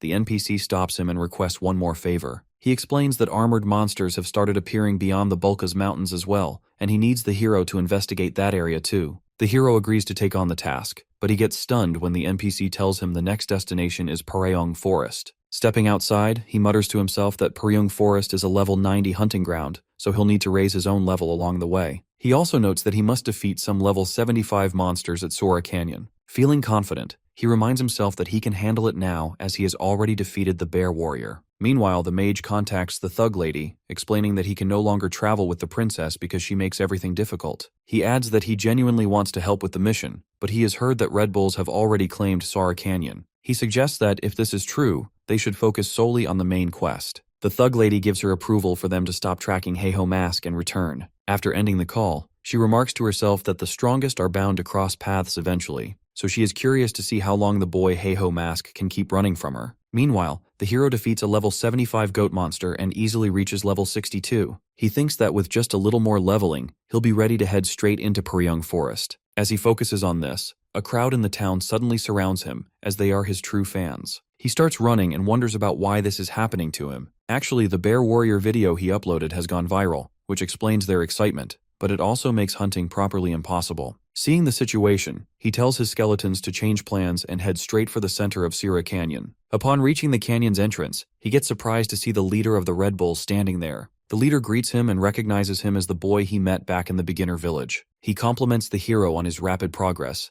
noting that in just a few months, he has already reached Asura Canyon. The hero asks why the leader is here, pointing out that this area isn't a hunting ground for a top-rank player like him. The leader explains that, as of yesterday, his guild has claimed this entire area and now needs to establish a base nearby to continue the main quest. He adds that he also came here to meet Haho Mask. Hearing that name, the hero gets surprised. The leader says he has seen a video of Haho Mask's bear warrior, which means it must be lurking somewhere around this region. While the leader talks, the hero suddenly starts running, insisting that he has no idea who Haho Mask is. He feels bad as everyone keeps chasing him, making it impossible for him to level up properly. He decides to change his hunting grounds, but then remembers the map the NPC gave him. He is certain it contains dungeon locations. Opening the map, he feels relieved when he spots a rare dungeon near a waterfall. He heads straight there and dives into the water, knowing the dungeon entrance is hidden below. The system warns him that he has only 20 seconds to find the gate. He searches quickly, and just before time runs out, he manages to enter inside the dungeon successfully. He arrives in a completely different location and notices that there are no other players anywhere. He feels good since now he can hunt freely without interruptions. He looks around, wondering what kind of monsters appear in this dungeon. Considering how rare this place is, he expects something strong. But then he spots a small slime nearby, to which he feels embarrassed as it's just a low-level creature. As he moves closer, he notices a flame burning inside the slime's body. He gets surprised as this is an elemental-type monster. Elemental monsters are among the rarest in Warlord, and their drops are essential for crafting elemental gear, making them incredibly valuable. Realizing he has hit a jackpot, he commands his skeletons to attack. Before they can reach the slime, a level 70 salamander appears and throws a fire attack at the hero, but he dodges the flames swiftly. Noticing the situation getting worse, he activates the Madness Helm mode on one of his skeletons. To boost it even further, he uses the Orc Skull enhancement. The skeleton transforms completely and turns into a powerful skeleton knight. The moment he gives the order to attack, the skeleton knight leaps forward and slices both the salamander and the elemental slime into pieces. After that, 3 more salamanders appear. But when the hero gives the order, the skeleton cuts them down as well. Watching this, the hero gets amazed, as with just one upgraded skeleton, they can already hunt on their own. And since salamander essence is far more valuable than he expected, the profit easily covers the upgrade cost. He decides that he only needs to repeat this process until every skeleton is upgraded. He instructs his skeletons to keep moving forward and clear the boss so they can head to Peryong Forest. But after an hour of searching, the boss is nowhere to be found. Instead, he discovers an instance dungeon. He feels bad as he does not know what's waiting inside, and once he enters, there's no turning back. If he fails, he'll be locked out of the game for 2 days, more than enough time for either the Thunder Hunters or the Red Bulls to pull ahead in the main quest. Even so, he realizes he has no other option. Relying on his luck, he steps into the instance dungeon to hunt down the monster. As he looks around, he notices rows of knight statues, and each one has a blade mark on them. As he feels confused about the strange room, he suddenly notices the boss knight seated on the throne. Realizing the situation is getting dangerous, he quickly orders his skeletons to form a defensive line. But before they can follow the instructions, the boss knight moves with incredible speed and cuts down every skeleton in an instant. The hero gets surprised as he has never expected this monster to appear here. It's a spirit knight, a creature known for having one of the highest level battle AIs in the game. He has faced it once before in his previous life, at this exact same level, but back then, his entire guild was wiped out. He had no choice but to give up. This time, he refuses to repeat that mistake. He summons his skeletons again and charges at the spirit knight. The knight blocks both his attack and the senior skeleton's strike effortlessly. When another skeleton finds an opening and drives its sword into the knight's back, the hero expects at least some damage, but nothing happens. Instead, the knight releases a powerful shockwave, which defeats the skeleton and sends both the hero and the senior skeleton back. The hero realizes that normal skeletons or even the golem are useless against this enemy. Remembering the desperate battles of his previous life and how he managed to defeat far stronger monsters, he forces himself to fight. He leaps at the spirit knight alone and unleashes multiple slashes. But to his shock, the knight's speed suddenly increases, and it gives some serious injuries to him. While fighting, the hero manages to block one of the knight's strikes. That brief opening is enough for the senior skeleton to rush in and slice off the knight's arm. Meanwhile, in Asura Canyon Village, the leader of the Red Bulls walks through town with his girlfriend. He admits that the village is doing better than he expected. She tells him it's because he is the one managing the area now. She mentions that they've also secured a stable supply route, so they will not be short on resources anytime soon. At that moment, the leader's curiosity about Heiho Mask rises again. His girlfriend insists that the boy is just a normal hunter who takes down low-level monsters. But the leader comments that the monsters may be low-level, but the way that boy defeats them is unbelievable. He explains that in this game, where players can actually feel pain, only two kinds of people dare to fight monsters stronger than themselves. These are the reckless ones and the true-born warriors. And Heiho Mask is both. Inside the dungeon, the hero feels relief when the senior skeleton cuts off the knight's arm. But then suddenly he watches the spirit knight form a new sword arm. He does not hesitate and leaps forward to strike again. Before he can reach it, the knight slams its blade into the ground, which causes a destructive shockwave. Despite the impact, both the hero and the skeleton land several slashes on the knight's body. Noticing their relentless attacks, the knight gets angry and suddenly leaps at the hero. The hero tries to block, but the force is overwhelming. The knight strikes his chest, to which he crashes back. As the knight is going for a finishing strike, the senior skeleton rushes in and takes the damage on itself. Seeing the skeleton sacrifice itself, the hero gets angry. He quickly throws multiple bombs at the knight and comments that he just needs one final push to win. But when the smoke clears, the knight stands alive. He reminds himself that elemental monsters barely take damage from magic. That's why he mixed skeleton fragments into the bombs. Activating the fragment's ability, he summons a swarm of skeletons that grab the knight tightly. Seeing the opportunity, the hero leaps forward, and by delivering multiple powerful blows, he finally kills the spirit knight. Doing this, the hero earns many rewards and a lot of money. He summons his senior skeleton, who checks on the condition of the remaining skeletons. The hero praises them for their efforts, to which the skeletons also feel good. Still, he feels puzzled about why he is still in the dungeon after defeating the boss. Just then, a treasure room suddenly opens in front of him.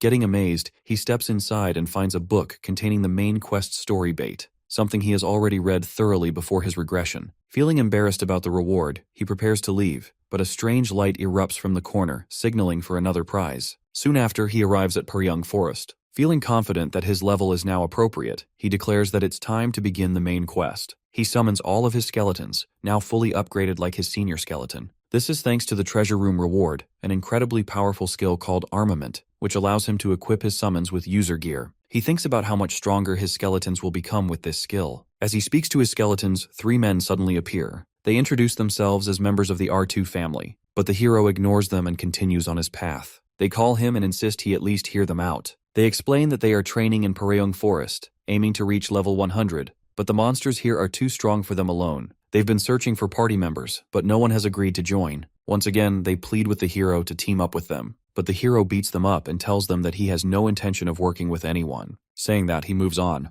The three men feel bad as their last hope is also gone. As they are unsure of what to do next, they receive a help request from the Toon family, whom they had met before. Meanwhile, the hero encounters an ogre in the forest. He orders his skeletons to strike immediately, to which they agree. Moving swiftly, the skeletons tear the ogre to pieces in an instant. By the time he is done, the hero has defeated a total of 55 ogres at that spot. After facing the spirit knight, he finds most monsters far too easy now. Feeling confident, he remembers his ongoing quest to find armored monsters. Yet, despite his efforts, he has not found any trace of them so far. He realizes he can't afford to waste time like this, as the top 30 guilds have surely already begun the main questline. He considers asking the R2 family for information, but he does not want to work with anyone. As he is thinking this, suddenly he hears an explosive noise. When he investigates, he gets stunned to see that the sound comes from armored monsters engaged in battle with the R2 family. Amid the chaos, the family leader spots the boss of the monsters who is directing his underlings to attack. His companions frantically cast fire magic to hold the enemies off for as long as possible. They report that the Toon family has been almost completely wiped out and insist that they cannot face this many monsters alone. So retreat seems the only option. Assessing the situation, the leader acknowledges that their chances of defeating the monsters are extremely slim. Still, he resolves that they must use every remaining drop of mana to create an escape route and give the Toon family a chance to survive. The leader leaps at the monsters to hold them off and gives his companions time to escort the Toon family to safety. But one of the monsters lands a powerful punch, to which the leader crashes back. As the monster is going to crush him, the hero suddenly appears. Using his power, he cuts down the monster instantly. The leader gets surprised, but the hero clarifies that he isn't here to help. He is here to make sure they guys do not steal his kills. When he commands his skeletons to attack, they move with incredible speed and cut through the remaining monsters effortlessly. The leader is stunned as he has never seen a necromancer whose summons obey so perfectly. But the hero's skeletons operate on an entirely different level. When the last monster falls, the system notifies the hero that he has gained experience points. Feeling satisfied, he knows that the real challenge is still ahead, the boss of these monsters. As the boss monster prepares to attack, the R2 family warns each other that the boy has no chance of surviving. They get shocked when they notice the monster's black and red marbled eyes. It is a clear sign that this monster is linked to the main quest. They explain that corrupted monsters are 3 times stronger than normal ones, and there's no way the hero could defeat it alone. Ignoring their warnings, the hero leaps at the monster and delivers multiple strikes. The monster feels angry, but the hero activates his powerful skill and defeats it instantly. The R2 family also gets stunned by what they have just witnessed. The system notifies the hero that he has earned a huge sum of money from the kill and gained a level. He thinks that now he only needs to return to the NPC and continue the main quest. But first, he considers how the monster's drops will be divided. There were 20 black orcs and 1 helm ogre, meaning the rewards are enormous. However, he knows that the player who strikes the monster first gets to decide how the loot is split, and that chance has already gone to the R2 and Toon families. He recalls that while the families were struggling against the monsters, he had been watching them from a distance. But when he sensed the danger, he couldn't hold back and jumped into the fight on his own. As he reflects on this, the R2 family approaches him and thanks him for his unexpected help. They start taking pictures with him. The hero then asks if they plan to split the monster drops. Hearing this, the R2 leader asks the Toon family's senior member that if he wants any of the loot. The man is going to claim some, but the R2 leader comments that since Heiho Mask handled everything, the best reward should go entirely to him. After that, the hero continues on his path and thinks about the R2 family's earlier offer to join them, but he has refused the offer once more. He realizes that playing with them might be fun, but if he did, he would never become the strongest version of himself. As he has to face the top 30 guilds alone, he orders his skeletons to move quickly because they have to finish this quest and advance to the next one. Meanwhile, elsewhere, the thug lady has successfully defeated the bear warrior. At that moment, her underlings, the princess and the mage, arrive. They report that they have 2 pieces of important news. First, 2 of the top 30 guilds, Triple Wing and Big Smile, have started a war. It began when a senior member of Big Smile clashed with a Triple Wing member during a raid. Since then, both guilds have poured massive resources into the conflict. Hearing this, the thug lady feels bad as a war at such a critical time in the main questline is not good. Then the mage delivers the second piece of information that the boy Heiho Mask has defeated the Helm Ogre. She gets surprised and realizes they need to accelerate their progress as well. She orders them to head to the NPC Ma Wung to pick up the next quests. Meanwhile, at Bangsu Castle, the hero meets with his boss, a Himbri, once again. The boss praises him for completing his mission flawlessly and mentions that the NPC has instructed him to reward the hero with a secret order ring. The hero feels embarrassed as everything has been going smoothly so far. He recalls visiting the NPC who first told him to join the secret order mission.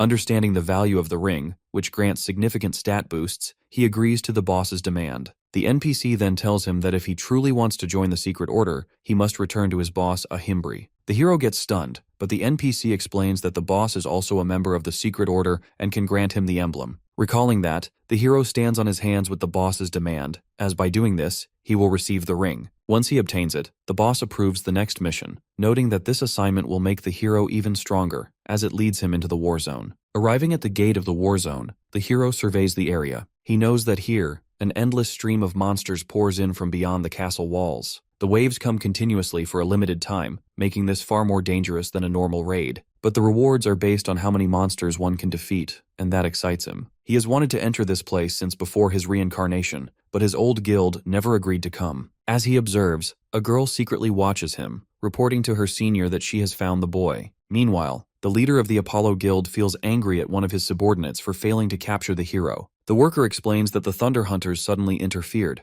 That's why they can't capture the boy. Feeling angry, the leader assumes that Heiho Mask might be connected to the Thunder Hunters. He calls the senior of the Big Smile Guild and asks for a favor that he wants them to teach the boy a lesson. When the senior of Big Smile asks why he should get involved, the leader mentions that Heiho Mask has dared to attack his guild and has not even apologized. The Big Smile senior initially refuses, insisting that his guild is too large to get involved in such a petty matter. Hearing this, the Apollo leader warns him that if Big Smile refuses, he will immediately cut off all sponsorship and funding to their guild. Getting shocked by this threat, the Big Smile senior quickly agrees to carry out the task. Ending the call, he feels confused as refusing the job could cost his guild too much financially, but attacking the hero will ruin his guild's reputation. Just then, the girl who has been secretly observing our hero's movements approaches him. She is actually a reserve member of Big Smile and offers her help in taking down the hero. The senior realizes that this is a way to protect the guild's image while still dealing with the problem. The The girl assures him that she will do everything in her power to eliminate the boy. Meanwhile, all the participants gather in front of the battlefield gate, including the hero. The castle captain starts explaining the rules. He announces that the gate will soon open, and warns that beyond the walls lies a lawless zone, crawling with monsters. He mentions that the castle gates will remain closed for the next 14 hours, and rewards will be distributed based on how many monsters each participant defeats during that time. In addition to the general rewards, the captain announces special missions for defeating different types of monsters. The hero is assigned a blue giant monster, with the prize being a unique skill book. He gets amazed to see this as the unique skill books grant rare and high-rank skills, and he has only seen a few in his entire past life. As he talks about the reward, others nearby overhear him, and they feel greedy about this reward. The moment the gate opens, the hero immediately activates his speeding skill and rushes into the battlefield, as he wants to defeat the monsters before anyone else can reach them. Seeing this, the other participants grow angry and decide to chase after him. But just then, the Big Smile assistant girl appears and offers to lead them as a team. One of the men says that she is a newbie and couldn't possibly defeat the hero on her own. To everyone's shock, she delivers a powerful strike to the man and throws him aside. She explains that she knows everyone wants the unique skill book, and if they follow her orders, she will make sure they get it after the hero is defeated. Hearing this, the group accepts her as their leader, and they head into the battlefield together. From a distance, the hero watches them quietly. He realizes they've formed a team solely to take him down. He feels bad as he was already planning to focus on hunting monsters,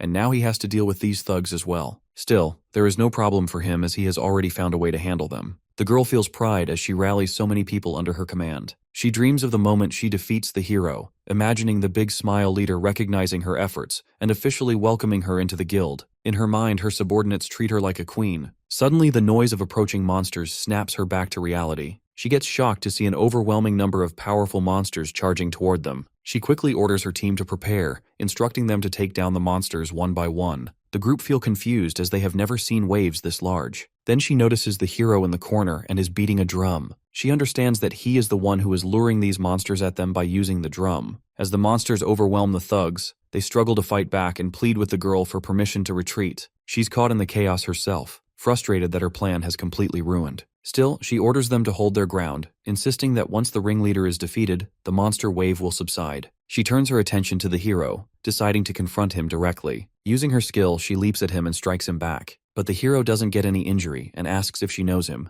admitting he doesn't remember her face clearly. She avoids the question, claiming she simply wants to eliminate a rival for the unique skill book in advance. The hero tries to strike her with his sword, but she blocks it effortlessly. He notes that she seems surprisingly indifferent about the skill book. They engage in combat, and the hero throws a bomb at her, but she also dodges this attack easily. Seeing her movements, he asks again about her group. She refuses to answer and comments that if he's so curious, he'll have to figure it out himself. With that, she activates her slot-on skill, to which she gains powerful armor and enhances her abilities. The hero thinks that if he defeats her now, he'll never learn where she comes from. But letting his guard down is too risky, as she is extremely dangerous. She notices the skeleton standing behind her, but the hero reassures her that they won't interfere as they've been instructed to stay out of the fight. She lunges at him with full force, but he blocks her strike effortlessly. She follows up with multiple blows to his body, to which the hero feels pain. She declares that he must die for defying her leader, Hyebibin. As she leaps for another attack, a skeleton suddenly intercepts with its leg, causing her to fall down. Hearing the name of her leader, the hero realizes she belongs to the Big Smile Guild. He strikes her lightly with his sword, then binds her with a stone. He asks why her guild is targeting him, but she refuses to answer. He notes that he knows she is a subordinate of the Smile Guild. Getting surprised, she asks how he has figured it out.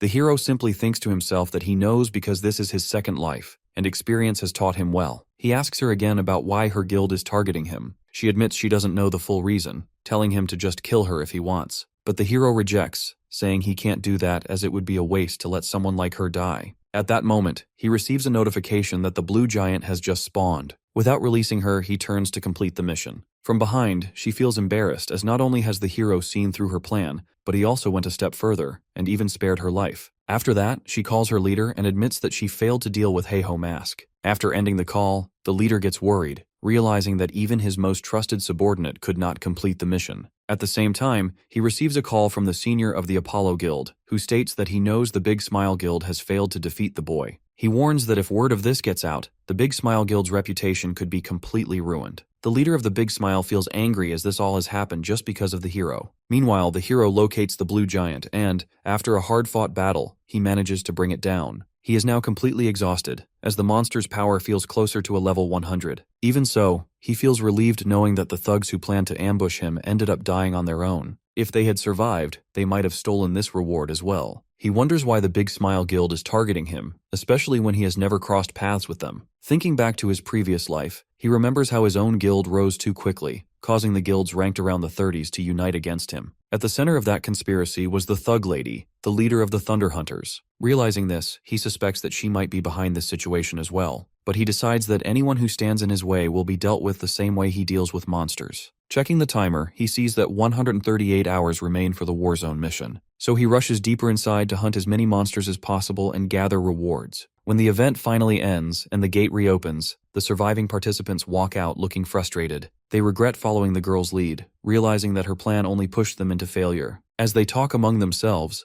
they notice the hero standing nearby, now carrying a lot of money earned from the mission. He remarks that he knows they haven't earned a single coin this time, but reassures them that they will succeed next time. At that moment, the girl from Big Smile's guild watches him secretly again, but she feels some love for him. Soon, the castle captain announces the hero as the top performer of the mission and calls him to his office. When the hero arrives, the captain praises him, noting that he defeated the most monsters and even a blue giant. He explains that recently, strange monsters have been appearing more frequently, creatures with blue skin that radiate an icy aura, like the blue giant the hero just defeated. The captain mentions that these monsters seem to be coming from the snowy mountains beyond. As he listens, the hero realizes the captain is essentially describing the Frozen Kingdom map within the battleground, though he already knows this. The captain then begins to speak about the mission's reward but mentions that before they proceed, there is a message from the hero's boss. The captain tells him that his boss has ordered him to go to the Urgel mountain range and meet with the blacksmith. Hearing this, the hero realizes that the Urgel mountain range is teeming with high-level monsters. The captain then hands him the promised reward, a unique skill book. The hero feels curious about what skill it might grant him. As he places his hand on the book, the system prompts him to learn the clay play skill, to which he gets surprised. Meanwhile, the Thug Lady of the Thunder Hunters Guild is standing in the forest. She angrily delivers a devastating strike that shatters the surroundings. The guild's mage remarks that a group of unknown people suddenly appeared while her guild was fighting and stole the main quest monster. She demands to know who they are. The mage notes that they don't seem to belong to any of the top 30 ranked guilds. The Thug Lady orders that their descriptions be recorded, a bounty placed on them, and that no one be allowed near the next boss monster spawn. She swears that since they stole her prey, she will hunt them down and kill them all. Meanwhile, the group is enjoying their success and feeling satisfied with their actions. One of them suggests that they should also take out the Thunder Hunters Guild members. The Snake Girl warns that doing so would expose their identities, which could lead to serious trouble. At that moment, their senior, the Knight, arrives and reminds them that their mission is to maintain the game's balance from the shadows. He orders them not to forget the duty of their guild, the Hands Guild, to which everyone agrees. Another girl comments on the hero, noting how quickly he is clearing the main quest. The Knight mentions that their top priority is to prevent the top 30 ranked guilds from completing their main quests. The Snake Girl then tells everyone to stop chatting and get ready for the next mission,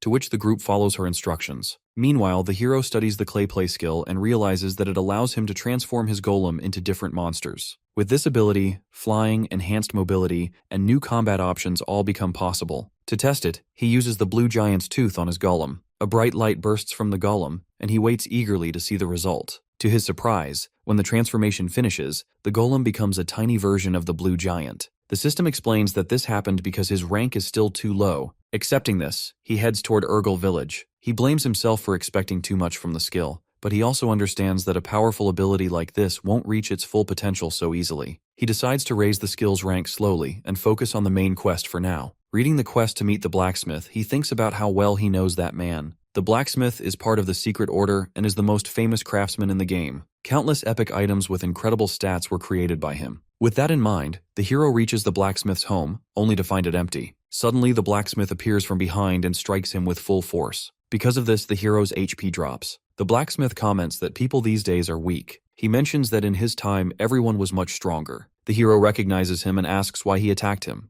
The blacksmith replies that it was only a test, to which the hero feels confused about what kind of NPC randomly beats someone as a greeting. Before he can react, the system notifies him that he has earned 2 titles just by meeting this man. Getting surprised, the hero grabs the blacksmith and begs him to give him any task, claiming he wants to serve under him. The blacksmith gives him a pouch as a new quest. By throwing him out of the house, he orders him to deliver the pouch to Baheim Forest. The hero doesn't feel upset as he knows this quest can reward him greatly. Reading the quest details, he realizes he will have to meet the elves in that forest. The problem is that elves are usually hostile toward humans and hide deep inside the woods, constantly moving to avoid being found. Thinking about how to handle this, the hero suddenly gets an idea. He begins beating drums in the center of town, announcing that he is buying information about Baheim Forest. The act is embarrassing, but he has no better option. As he continues, a powerful figure named Pitbull Singh suddenly appears. Seeing him, the hero gets surprised as the guy is one of the top 100 rankers. The crowd also wonders about why such a high-ranked player has shown up. Some even whisper that he might be here to challenge the hero. The hero thinks back to his past life, remembering that he once fought this guy and managed to defeat him. But now, with his current low level, he isn't sure he can win if they end up fighting again.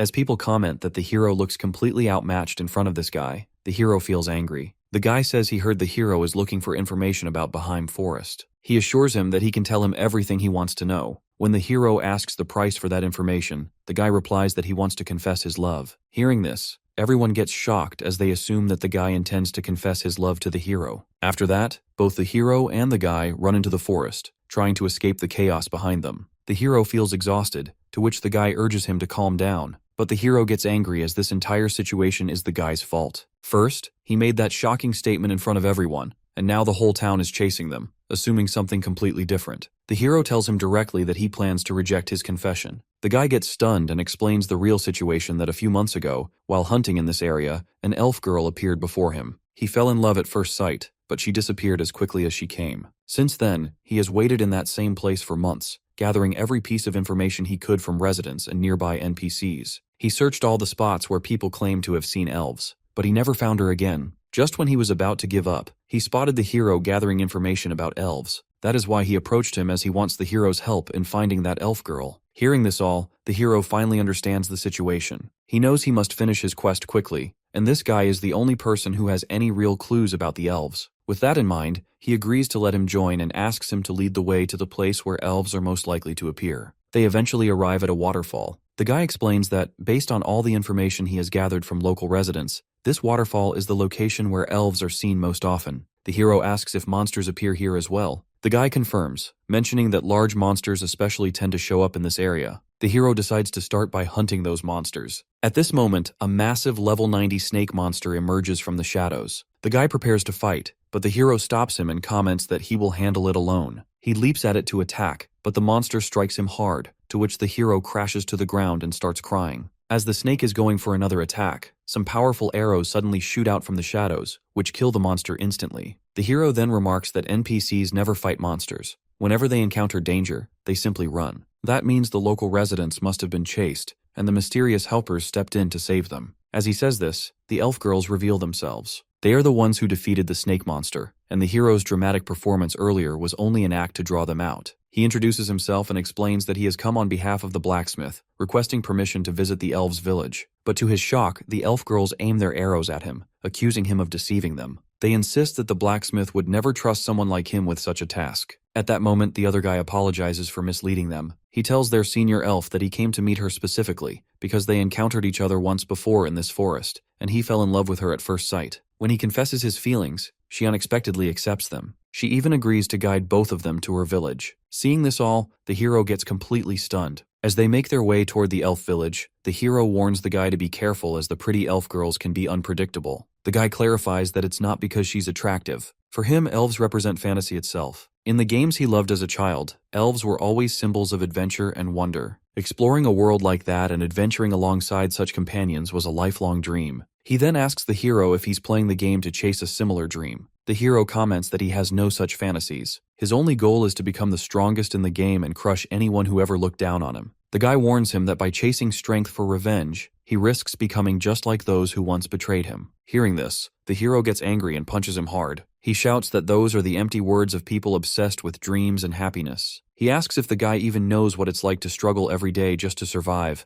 only to have what little he has taken away in an instant. He mentions that he doesn't care what the guy's motives are, but he orders him to just stop lecturing him. As they both are busy in this, the elf orders them to stop causing a scene because they have finally reached the village. She explains that the village senior resides in the tallest tree. The hero asks her to lead him there. Upon arrival, she informs the senior that she has brought a human scent on behalf of the blacksmith. The senior observes that it seems to be a task meant for the secret task force. The hero confirms this and hands over the pouch the blacksmith had given him. As he does, the system notifies him that the quest is complete. When the senior opens the pouch, the hero gets stunned to see an epic item inside, a purification circlet. It is capable of removing all status effects and debuffs. Realizing this, the hero understands that the next quest will likely involve purifying a corrupted elf and uncovering the mastermind behind the second main quest. He also assumes that completing that mission will reward him with the purification circlet. However, to his surprise, the senior simply tells him to return as the mission is complete now. The hero asks if there is no more work for him, such as using the item to save someone. The senior replies that there is nothing further he can entrust to him,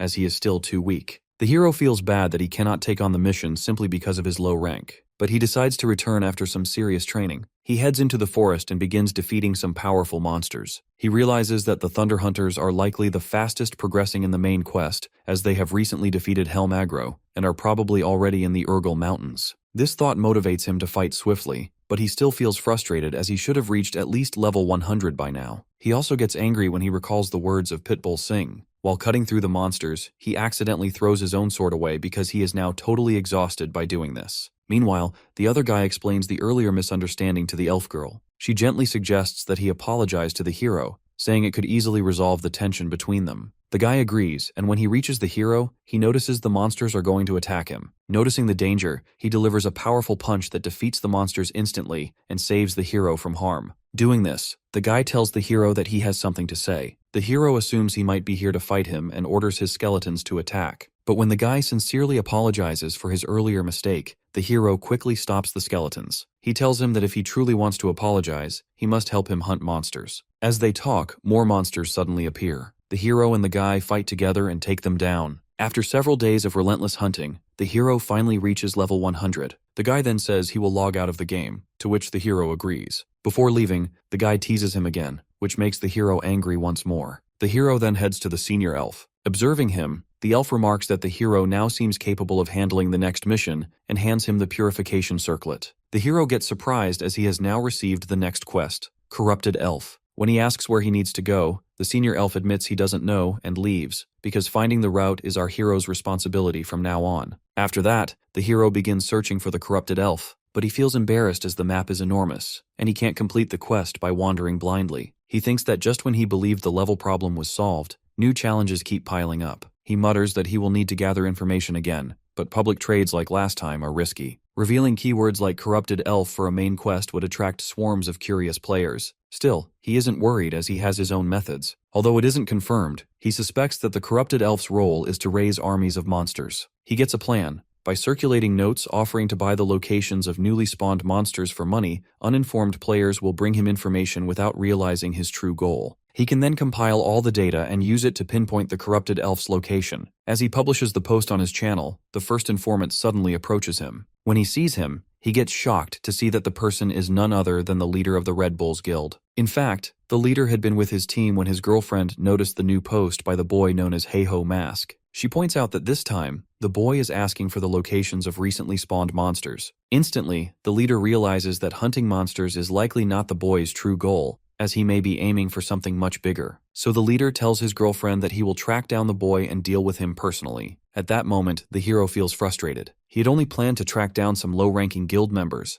but now the leader of the Red Bulls has appeared out of nowhere. Deciding that the best thing is to quietly escape, he begins to move. But the leader stops him. Recognizing the danger, the hero summons his skeletons, who aim their swords at the leader. The leader warns him that if he had attacked, the hero would already be dead. The hero knows this is true, as he can sense the overwhelming power radiating from the leader. The leader then asks him to reveal his identity, noting that the hero possesses impressive physical abilities and a remarkable skill in gathering information. In response, the hero quickly starts acting, pretending to be a clueless newbie. He claims that he was only trying to find some information about monsters and knows nothing else. Observing his childish behavior, the leader comments that there seems to have been a misunderstanding. He then offers the hero a place in his guild, promising 5 billion in reward if he joins. Hearing about a lot of money, the hero feels greedy, but states that money alone cannot buy him. The leader then activates a powerful skill and warns him that he could kill him if he refuses to join the guild. Even so, the hero isn't scared at all, and again rejects the offer. He declares that he will not rely on anyone else's strength, and that he will become the strongest on his own. He warns the leader that when he reaches that point, the first people he will crush are the leader and his companions. The leader sits on a cliff and tells the hero about the Red Lake, where there has been an explosive increase in newly spawned monsters. The hero asks why he is sharing this information with him, since they are supposed to be rivals. The leader explains that he does not see him as a rival. His guild is the strongest and bows to no one.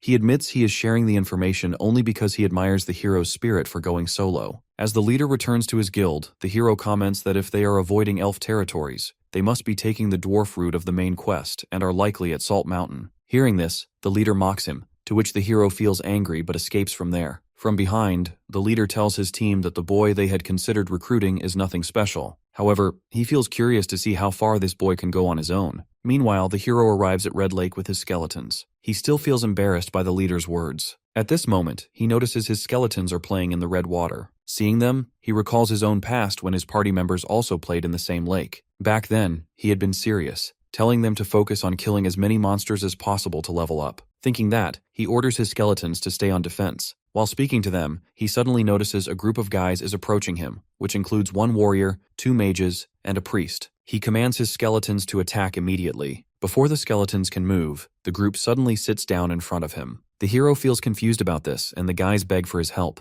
The group explains that they need the hero's help to hunt the corrupted gray cockatrice. The hero asks why they can't handle it by themselves. They introduce themselves as the second raid team of Golden Brother, a fairly well-known guild considered one of the promising next-generation top 30 guilds. But they are treated like leftovers within it. The hero interrupts them, telling them not to waste time with their story and to simply explain what they need. They plead for his assistance, saying that if they fail, they will be kicked out of the guild. The hero initially rejects their request. They beg again, explaining that they have nowhere else to turn, and even offer 20,000 gold. But the hero refuses as the reward is too small. Finally, they promise to give him every byproduct from the hunt. Hearing this, the hero feels interested and finally agrees to help. At that moment, they recall a past incident when they were caught by the Apollo Guild for taking a loan. They request the guild leader to give them some time. The guild leader gives them a chance that they must kill the boy Heiho Mask. The group gets stunned, unsure how they could possibly succeed against such a skilled player. The leader reassures them that he will provide top-tier equipment,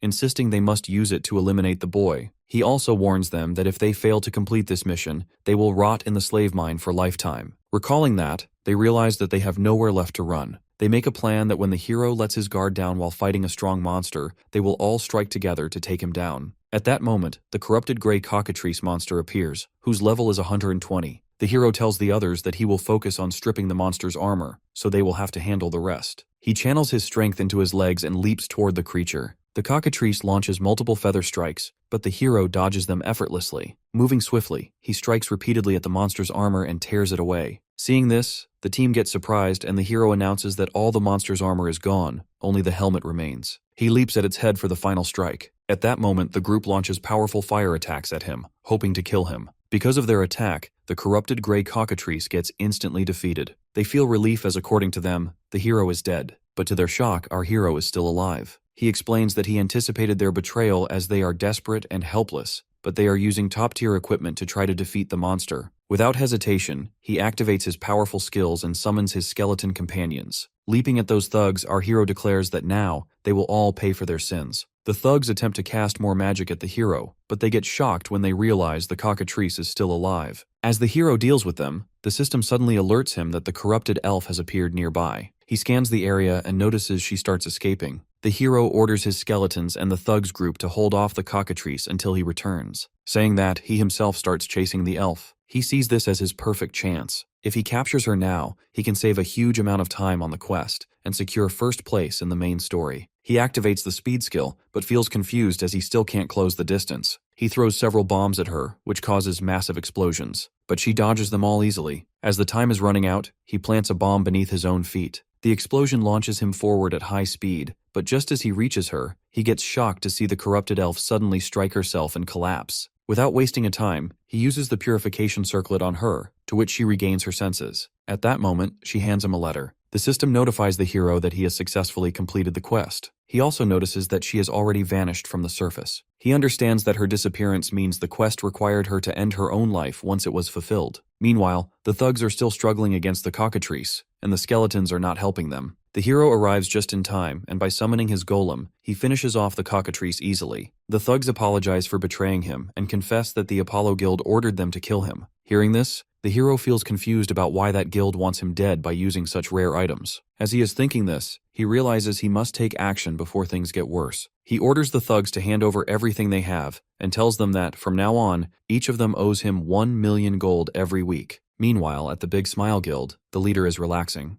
An informer rushes in and reports that the Red Bulls Guild has just declared war on them. The leader gets stunned and the informer mentions that the Red Bulls claim it is payback for attacking the boy Heiho Mask. As the leader tries to process this, another informer arrives with more bad news. The unique items the leader had lent to the Apollo Guild a few days ago have suddenly appeared on the marketplace. When the leader demands to know who is selling them, the informer answers that it is none other than the Heiho Mask. Meanwhile, walking through the forest, the hero thinks back to when he returned to the elder of the elf village after completing his quest. The elder asked him to leave the purification circlet behind. He also gave him the next mission to uncover the secret hidden at the location marked on the corrupted elf's keepsake. Remembering this, the hero realizes the keepsake refers to the letter the elf girl gave him. But when he opens it, the sentences look strange as they are written in a way a normal person can't understand. He realizes that he needs help from Pitbull Singh, the one person he knows who can read the elven language. He heads to meet him and gets stunned to find several elf girls serving him. When one of the girls complains that he doesn't love her, the guy gently replies that he loves everyone. Hearing this, the hero strictly asks why he is playing around with all these girls. The guy explains that, to stay in the elf village, he needs the villagers to like him, so he does whatever keeps them happy. The elf girls warn the hero to stay away from Pitbull,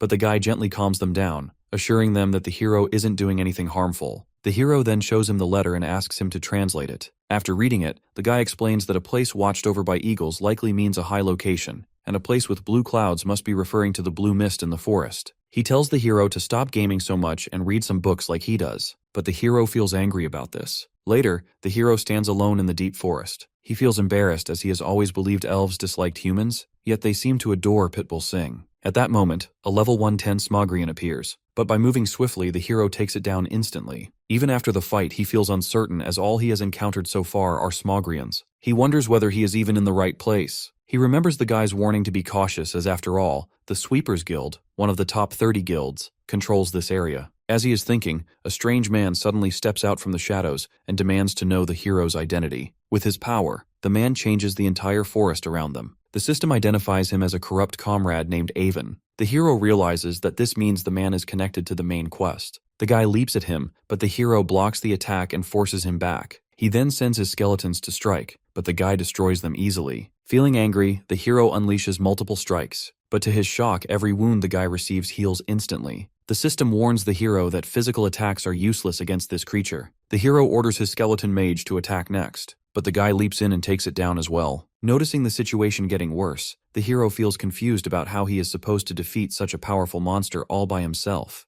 Heiho Mask is still fighting the corrupt comrade, but the problem is that neither physical attacks nor magic attacks are working on him. Instead, the comrade swats everything away as if he is brushing off a fly. Even our hero is confused, because he has never faced someone like this in his previous life. For a moment, the mission feels like suicide, but then he remembers that he is the hero of this story, so he decides to go all out. He casts Skeleton Fragment Madness Helm, causing skeletal warriors to erupt from the ground, and follows it up with the Curse of Sloth Corrosion Spirit aimed directly at the comrade. However, Heiho Mask once again underestimates his opponent. With only a few casual swings of his sword, the corrupt comrade wipes out every skeleton warrior in a single strike, as if they were nothing at all. Even our hero is shocked, but the corrupt comrade is far from finished. Once again, he leaps forward toward the hero. Heiho Mask blocks the attack and realizes that if the skeletons were not strong enough, then he will have to defeat the corrupt comrade himself. With that resolve, Heiho Mask lunges forward. The monster fights back just as fiercely, and our hero finds it extremely hard to land even a single clean hit. He cannot strike him properly, and they clash and slide past each other again and again. Heiho Mask grows frustrated, so he summons a golem from the ground. The massive creature grips the corrupt comrade tightly in its hand, and our hero seizes this chance to strike. At the very last moment, the corrupt comrade drives his sharp sword straight through Heiho Mask's body, and blood spills out. Instead of panicking, our hero smirks, because this is exactly what he planned. He has already placed a curse on himself, and because of it, the comrade's movements become temporarily restricted.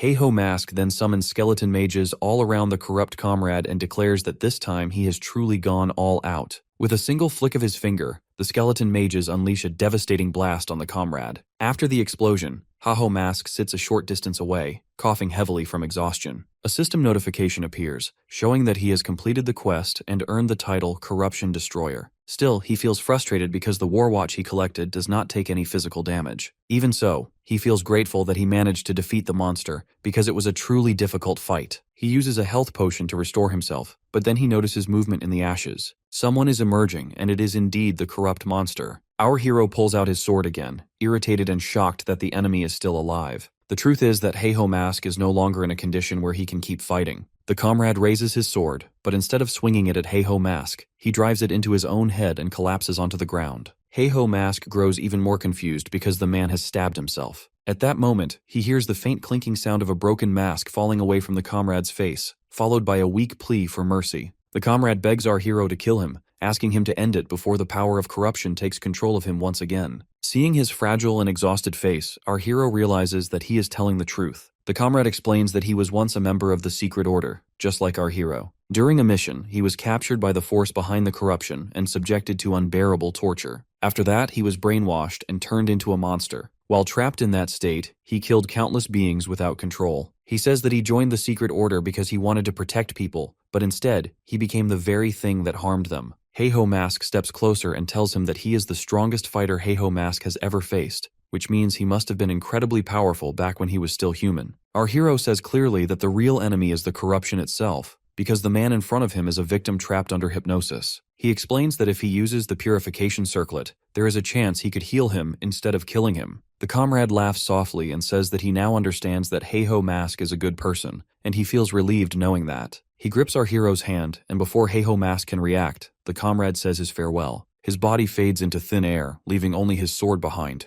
A system notification appears, informing our hero that he has completed the side quest Inheritance. Heiho Mask realizes that this was yet another hidden quest, and this time he feels genuinely irritated with the game. On the other hand, Cheaseolyan finally finishes dealing with the dragons. Even after the rampage ends, she remains frustrated, because Heiho Mask is working with the Red Bulls instead of her clan, a clan that could give him everything he could ever want. As she sulks over this, her two clan members grow worried and confused. The boy believes that she only wanted to recruit talented players like our hero, but he realizes that this is not the truth. Cheaseolyan is obsessed with Heiho Mask himself, and he does not like seeing her in this state. He suggests that they should return for now, but before he can even finish speaking, someone interrupts them. A knight approaches Cheaseolyan, saying that he needs to speak with her. The moment he appears, both clan members tense up, frustrated and unsettled, because they did not even sense him coming. But Cheaseolyan remains calm. She says that she has no reason to talk to someone she does not even know. At that moment, the man closes the distance between them and quietly asks if she wants him to get rid of our hero. Hearing those words, Cheaseolyan's expression changes, and a slow smile spreads across her face. Heiho Mask places Aben's sword on the counter in front of the shopkeeper. The moment the shopkeeper sees it, his hands begin to tremble, and his face fills with sadness, because the corrupt comrade was once his close friend, and is now gone. He had been anxious for a long time, unable to learn where his friend was or whether he was even alive, and seeing the sword at least gives him a sense of closure.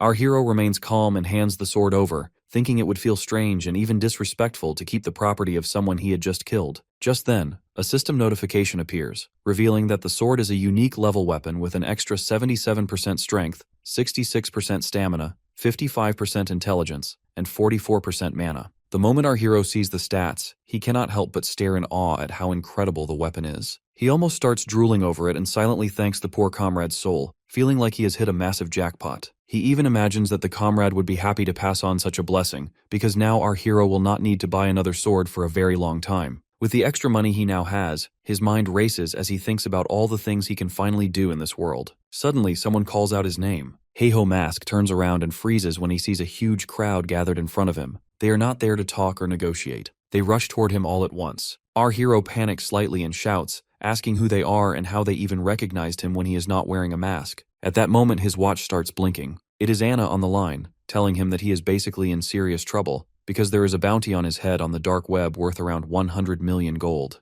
Heiho Mask cannot believe that someone would place such a massive bounty on his head, and to him it means only one thing. Seolyan is targeting him. At the same time, Seolyan is speaking with Mark, the man who has just offered to kill our hero for her. She asks him why he wants to do it, and Mark explains that our hero is actually a werewolf. He compares the situation to a game of chess, saying our hero is a pawn, but an illegal one, a rule breaker who does not move according to the rules of the game. Mark claims that eliminating Heiho Mask is the only proper move. He tells her that several guilds have already joined his plan, and once the Thunder Hunters join as well, they can wipe Heiho Mask out together without any trouble. The queen starts to smile, and Mark thinks she is about to agree with him. But in the very next second, she slams him to the ground and steps on him in anger. She recognizes him as the same man who was with the group that stole the boss she was fighting last time. She makes it clear that she hates thieves and robbers, and she does not work with people who steal what belongs to her. Mark realizes that he has made a fatal mistake. He swings his sword at her in desperation, then immediately turns and runs away. One of the queen's clan members tries to chase him, but Cheaseolyan stops them, knowing it would be pointless just like before. Instead, she orders her members to contact all the guilds and warn them that Heiho Mask belongs to her,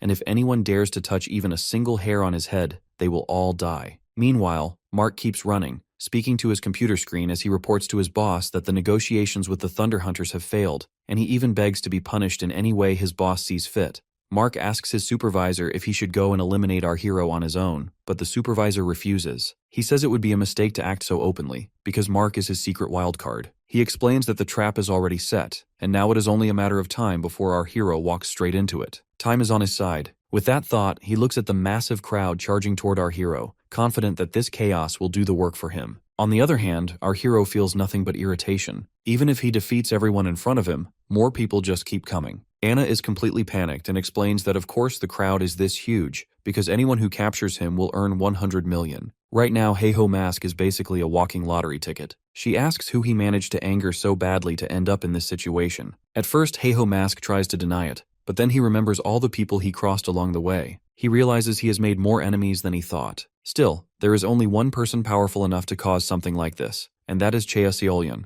But her personality is fierce and direct, and she would have come to kill him herself instead of sending others, which makes the situation even more confusing. Anna, now on the verge of tears, begs him to stay safe and asks what he plans to do. At this rate, they will not even be able to continue the game. She takes responsibility, saying she works for him and even gets paid by him. That is when Heiho Mask suddenly gets an idea. He decides to shop and purchases a wyvern skull, vowing to uncover who is really behind all of this. With that, he summons a golem from the ground. The crowd freezes for a moment in shock before charging again. Our hero then pours all of his stats into skill play and activates the wyvern skull, allowing the golem to change its form. Still, Heiho Mask is not exactly happy about it. He had saved that money for good food, and now his balance is completely empty. But thanks to the golem, which has now transformed into a dragon, he finally has a way to escape this nightmare. Before leaving, our hero turns back and taunts the crowd, daring them to catch him if they can. Heiho Mask flies into a beautiful sunset, while the crowd that attacked him just minutes ago gathers below, frustrated and helpless as they watch him escape.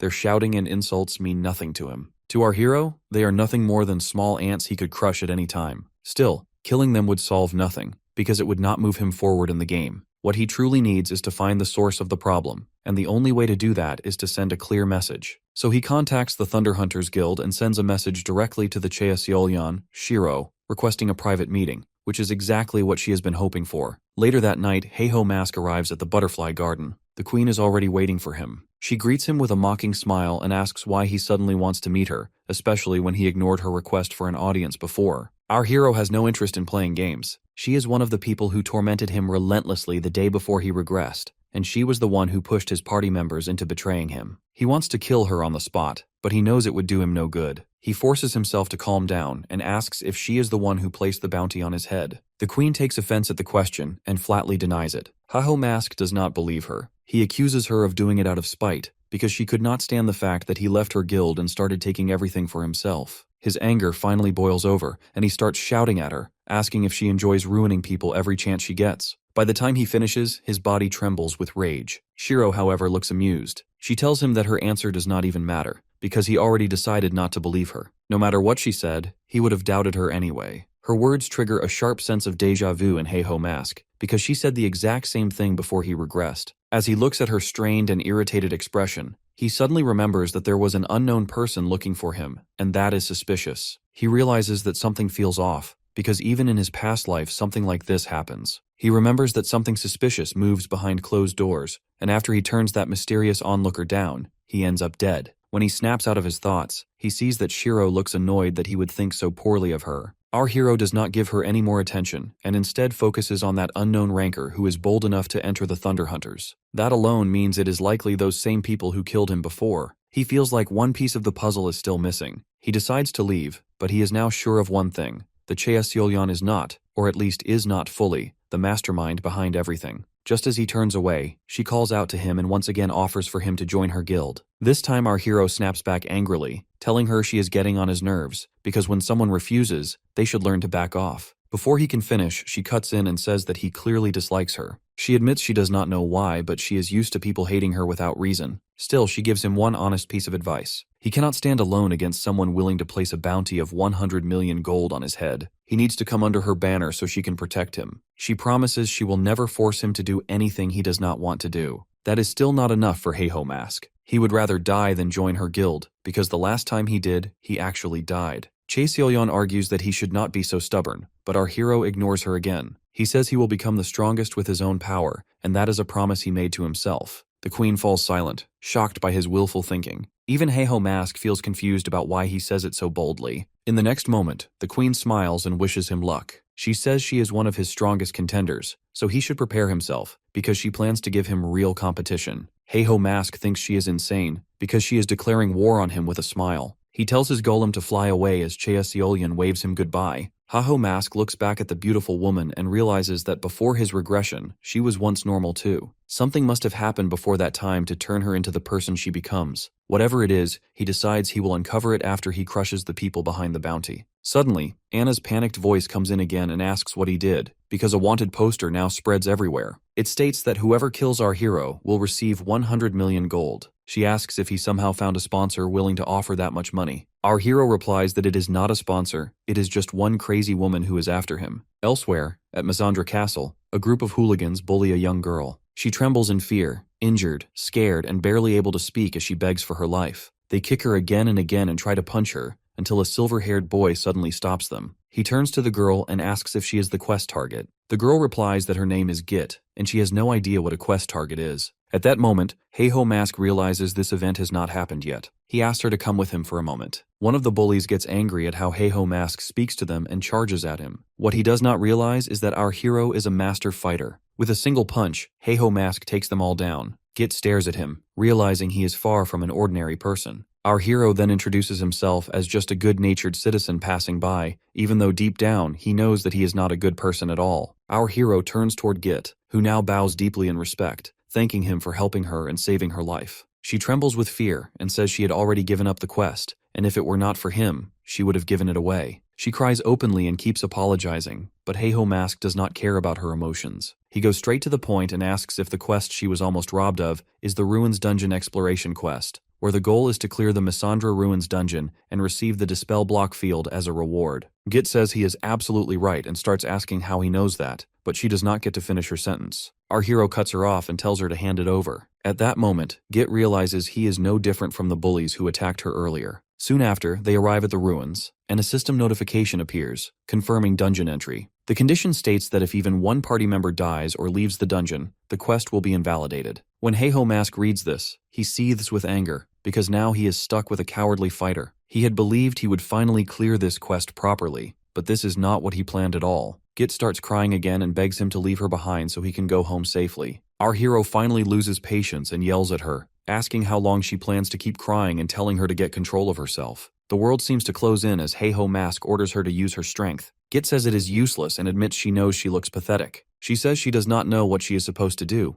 because things never work out for her. She explains that she is weak, and whenever she goes on raids, she messes up and gets cursed by her party members. Even when she goes into the field alone, she dies every single time. After a while, she gives up on everything and starts drifting around, only taking small village NPC quests to stay safe. During that time, she accidentally meets the hidden quest condition and unlocks the ruins. When she learns that the quest rewards a title, she cries tears of happiness, because for the first time it feels like the game acknowledges that even someone weak like her can still be a player. She asks Heiho Mask if he really thinks she wants something that powerful stolen from her. She says she only gives up because there is no way she can defeat him. Git keeps crying as our hero finally lets go of her. He tells her she can keep running away her entire life, but no matter what happens, he is going to clear this dungeon. Just as he turns to leave, he suddenly stops and looks back. He tells Git that just because she has lived a weak life until now does not mean it has to be her destiny. He says she can still pull herself together and fight against the odds. Those words sink deep into Git's heart. When she realizes Heiho Mask has already walked away, she considers logging out for good. Then fear grips her, because if she leaves, she does not know what our hero might do to her for invalidating the dungeon quest. With no other choice, she quietly enters the dungeon. The moment she stands up, she freezes in terror as a giant bug monster appears right in front of her. Before she can control herself, she screams and runs toward Heiho Mask. He quickly realizes a swarm of giant bees is charging straight at them. He pushes Git aside, draws his sword, and slashes through the bees one by one. Git cries in panic as our hero fights without hesitation. 1 hour later, both of them sit exhausted on the ground. In the very next second, Heiho Mask starts screaming at her, accusing her of messing things up on purpose.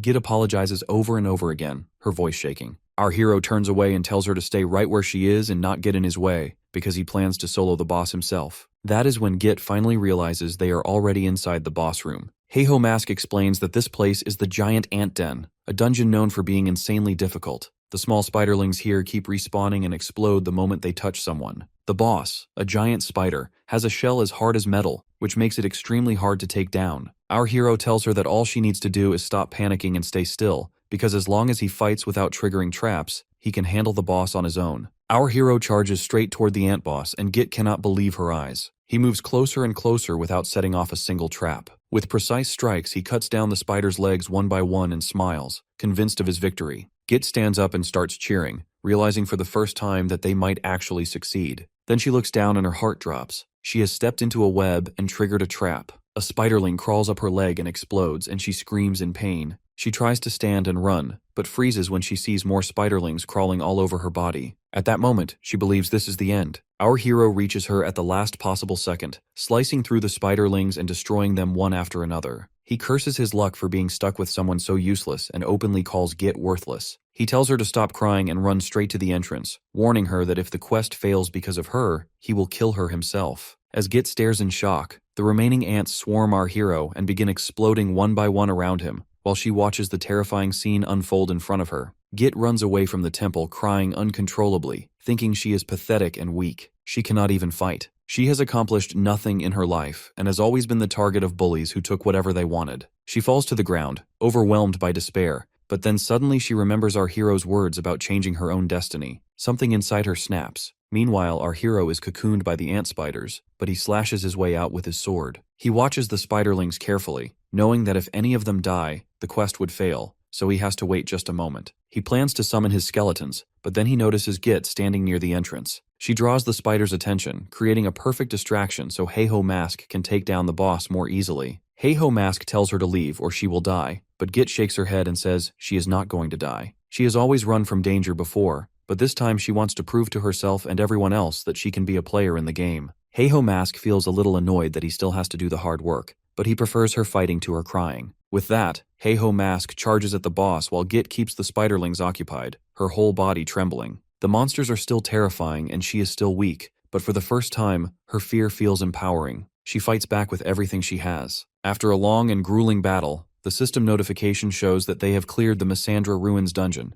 Git cannot believe it. She cries again, but these are happy tears. Suddenly, someone grabs her arm. Our hero turns to see a group of bullies who have stormed into the ruins and captured Git. They threaten to kill her if our hero does not hand over the Dispel Block field title. Git screams for him not to give it away, insisting they worked too hard to clear the quest. One of the bullies punches her to silence her and threatens her again, but this new Git has no fear. After fighting the terrifying spider monsters, the bully's fists feel like nothing. He charges to strike her, but our hero interrupts, calmly saying he will only give the title if they can beat him and take it by force. The bully thinks Heiho Mask has lost his mind, but in the next instant, blood splatters across the room. Skeletons appear out of nowhere, eliminating the entire gang. Git stares in shock, realizing that Heiho Mask is the infamous masked player known for summoning skeletons and wielding guild-level combat power alone. The bully cannot believe someone so strong could be in such a lowly place, but our hero shrugs, saying it is none of his concern. He calmly demands everything the bully owns, and a blast follows. Soon, our hero obtains the War Watch. As Heiho Mask and Git leave the ruins, Git reflects on how naive she was to think Heiho Mask was just a slightly stronger player. She now realizes he is a named player of legendary status. She bows to him once again, thanking him for saving her life. Without him, she would never have cleared the quest, not physically and not mentally. Before leaving, our hero tells her to take the title. She protests, saying she does not deserve it, but he insists on one condition: she must keep playing the game.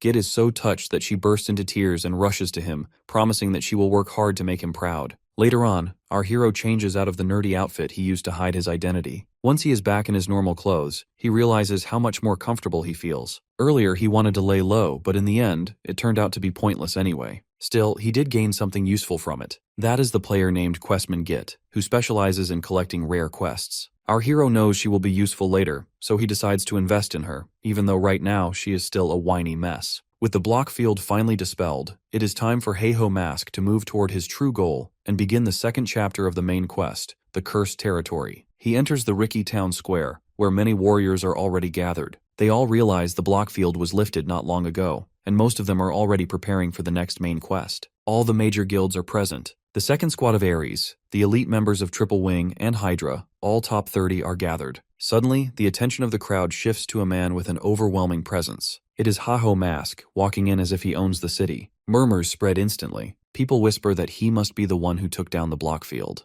Heiho Mask smiles and smirks, briefly enjoying the attention like a celebrity. But the praise does not last long. Insults soon follow. Rumors spread that he is backed by a powerful hacker who boosted his level unnaturally. Our hero laughs at the idea, thinking they are just jealous. Then he hears another rumor, that he is Chea Seolyan's pet, and that one truly irritates him. As if that were not enough, others start claiming he is dating Shev from the Red Bull Warriors, and that they go around warning people not to mess with our hero because he belongs to them. Heiho Mask starts shaking with anger. These rumors turn him into a joke. Before he realizes it, his anger explodes. He slams the man spreading the rumor, knocking him to the ground and striking him repeatedly. He yells that he belongs to no one and demands to know who started these lies. Suddenly, a calm voice interrupts him and tells him to stop, warning him not to interfere with an important quest. The speaker is an NPC from the Secret Order, Cerebro. Heiho Mask freezes and immediately backs off, realizing this marks the start of the main quest. He regains his composure as the NPC sees that things have settled. Cerebro begins explaining that the Cursed Territory is a land where a corrupted being once conducted experiments in a past era. Because of that, nearby monsters and regions are now cursed, and the curse must be lifted. Our hero realizes he has heard this before, back in his previous life. To study the curse, the next task should be to capture a cursed monster, the goat-headed chimera. Our hero already knows its patterns, spawn points, and weaknesses. He waits for those familiar words. But then the NPC changes the task. Instead, she announces that the target is the Evil Eye. Our hero's eyes widen. This never happened before. The Evil Eye is level 150 and has a passive AoE skill. As the crowd erupts into arguments, the NPC clarifies that they do not need to bring the Evil Eye back alive. Only 4 teams will be given the chance to capture it, and only those 4 teams will qualify for the main quest. With limited slots, tension explodes. The NPC wishes them luck, and within seconds everyone rushes out, desperate to secure a spot. Everyone except Heiho Mask. He stands still, confused and deeply shaken. The future has changed. The knowledge he relied on may now be useless. His thoughts spiral, but he slaps his own face to calm down. He forces himself to think clearly. Either the future is changing because of his regression, or his past information was flawed. Both are possible, and he needs to adapt. Meanwhile, Mark arrives at the Cursed Territory and contacts his supervisor. He reports that the main quest is about to begin. Once it is done, he plans to crush Heiho Mask like an ant. The same beginner guild struggles to take down the goat-headed chimera, but their black-haired warrior is clearly terrified. All the mages try to curse the chimera while the boy runs for his life. When the chimera finally falls to the clan's combined effort, the system notification confirms their victory. The lead mage orders everyone back into position for the next monster, but the boy starts crying, begging to go home. He's terrified because these monsters are far more advanced and aggressive than anything he has faced. He sobs uncontrollably,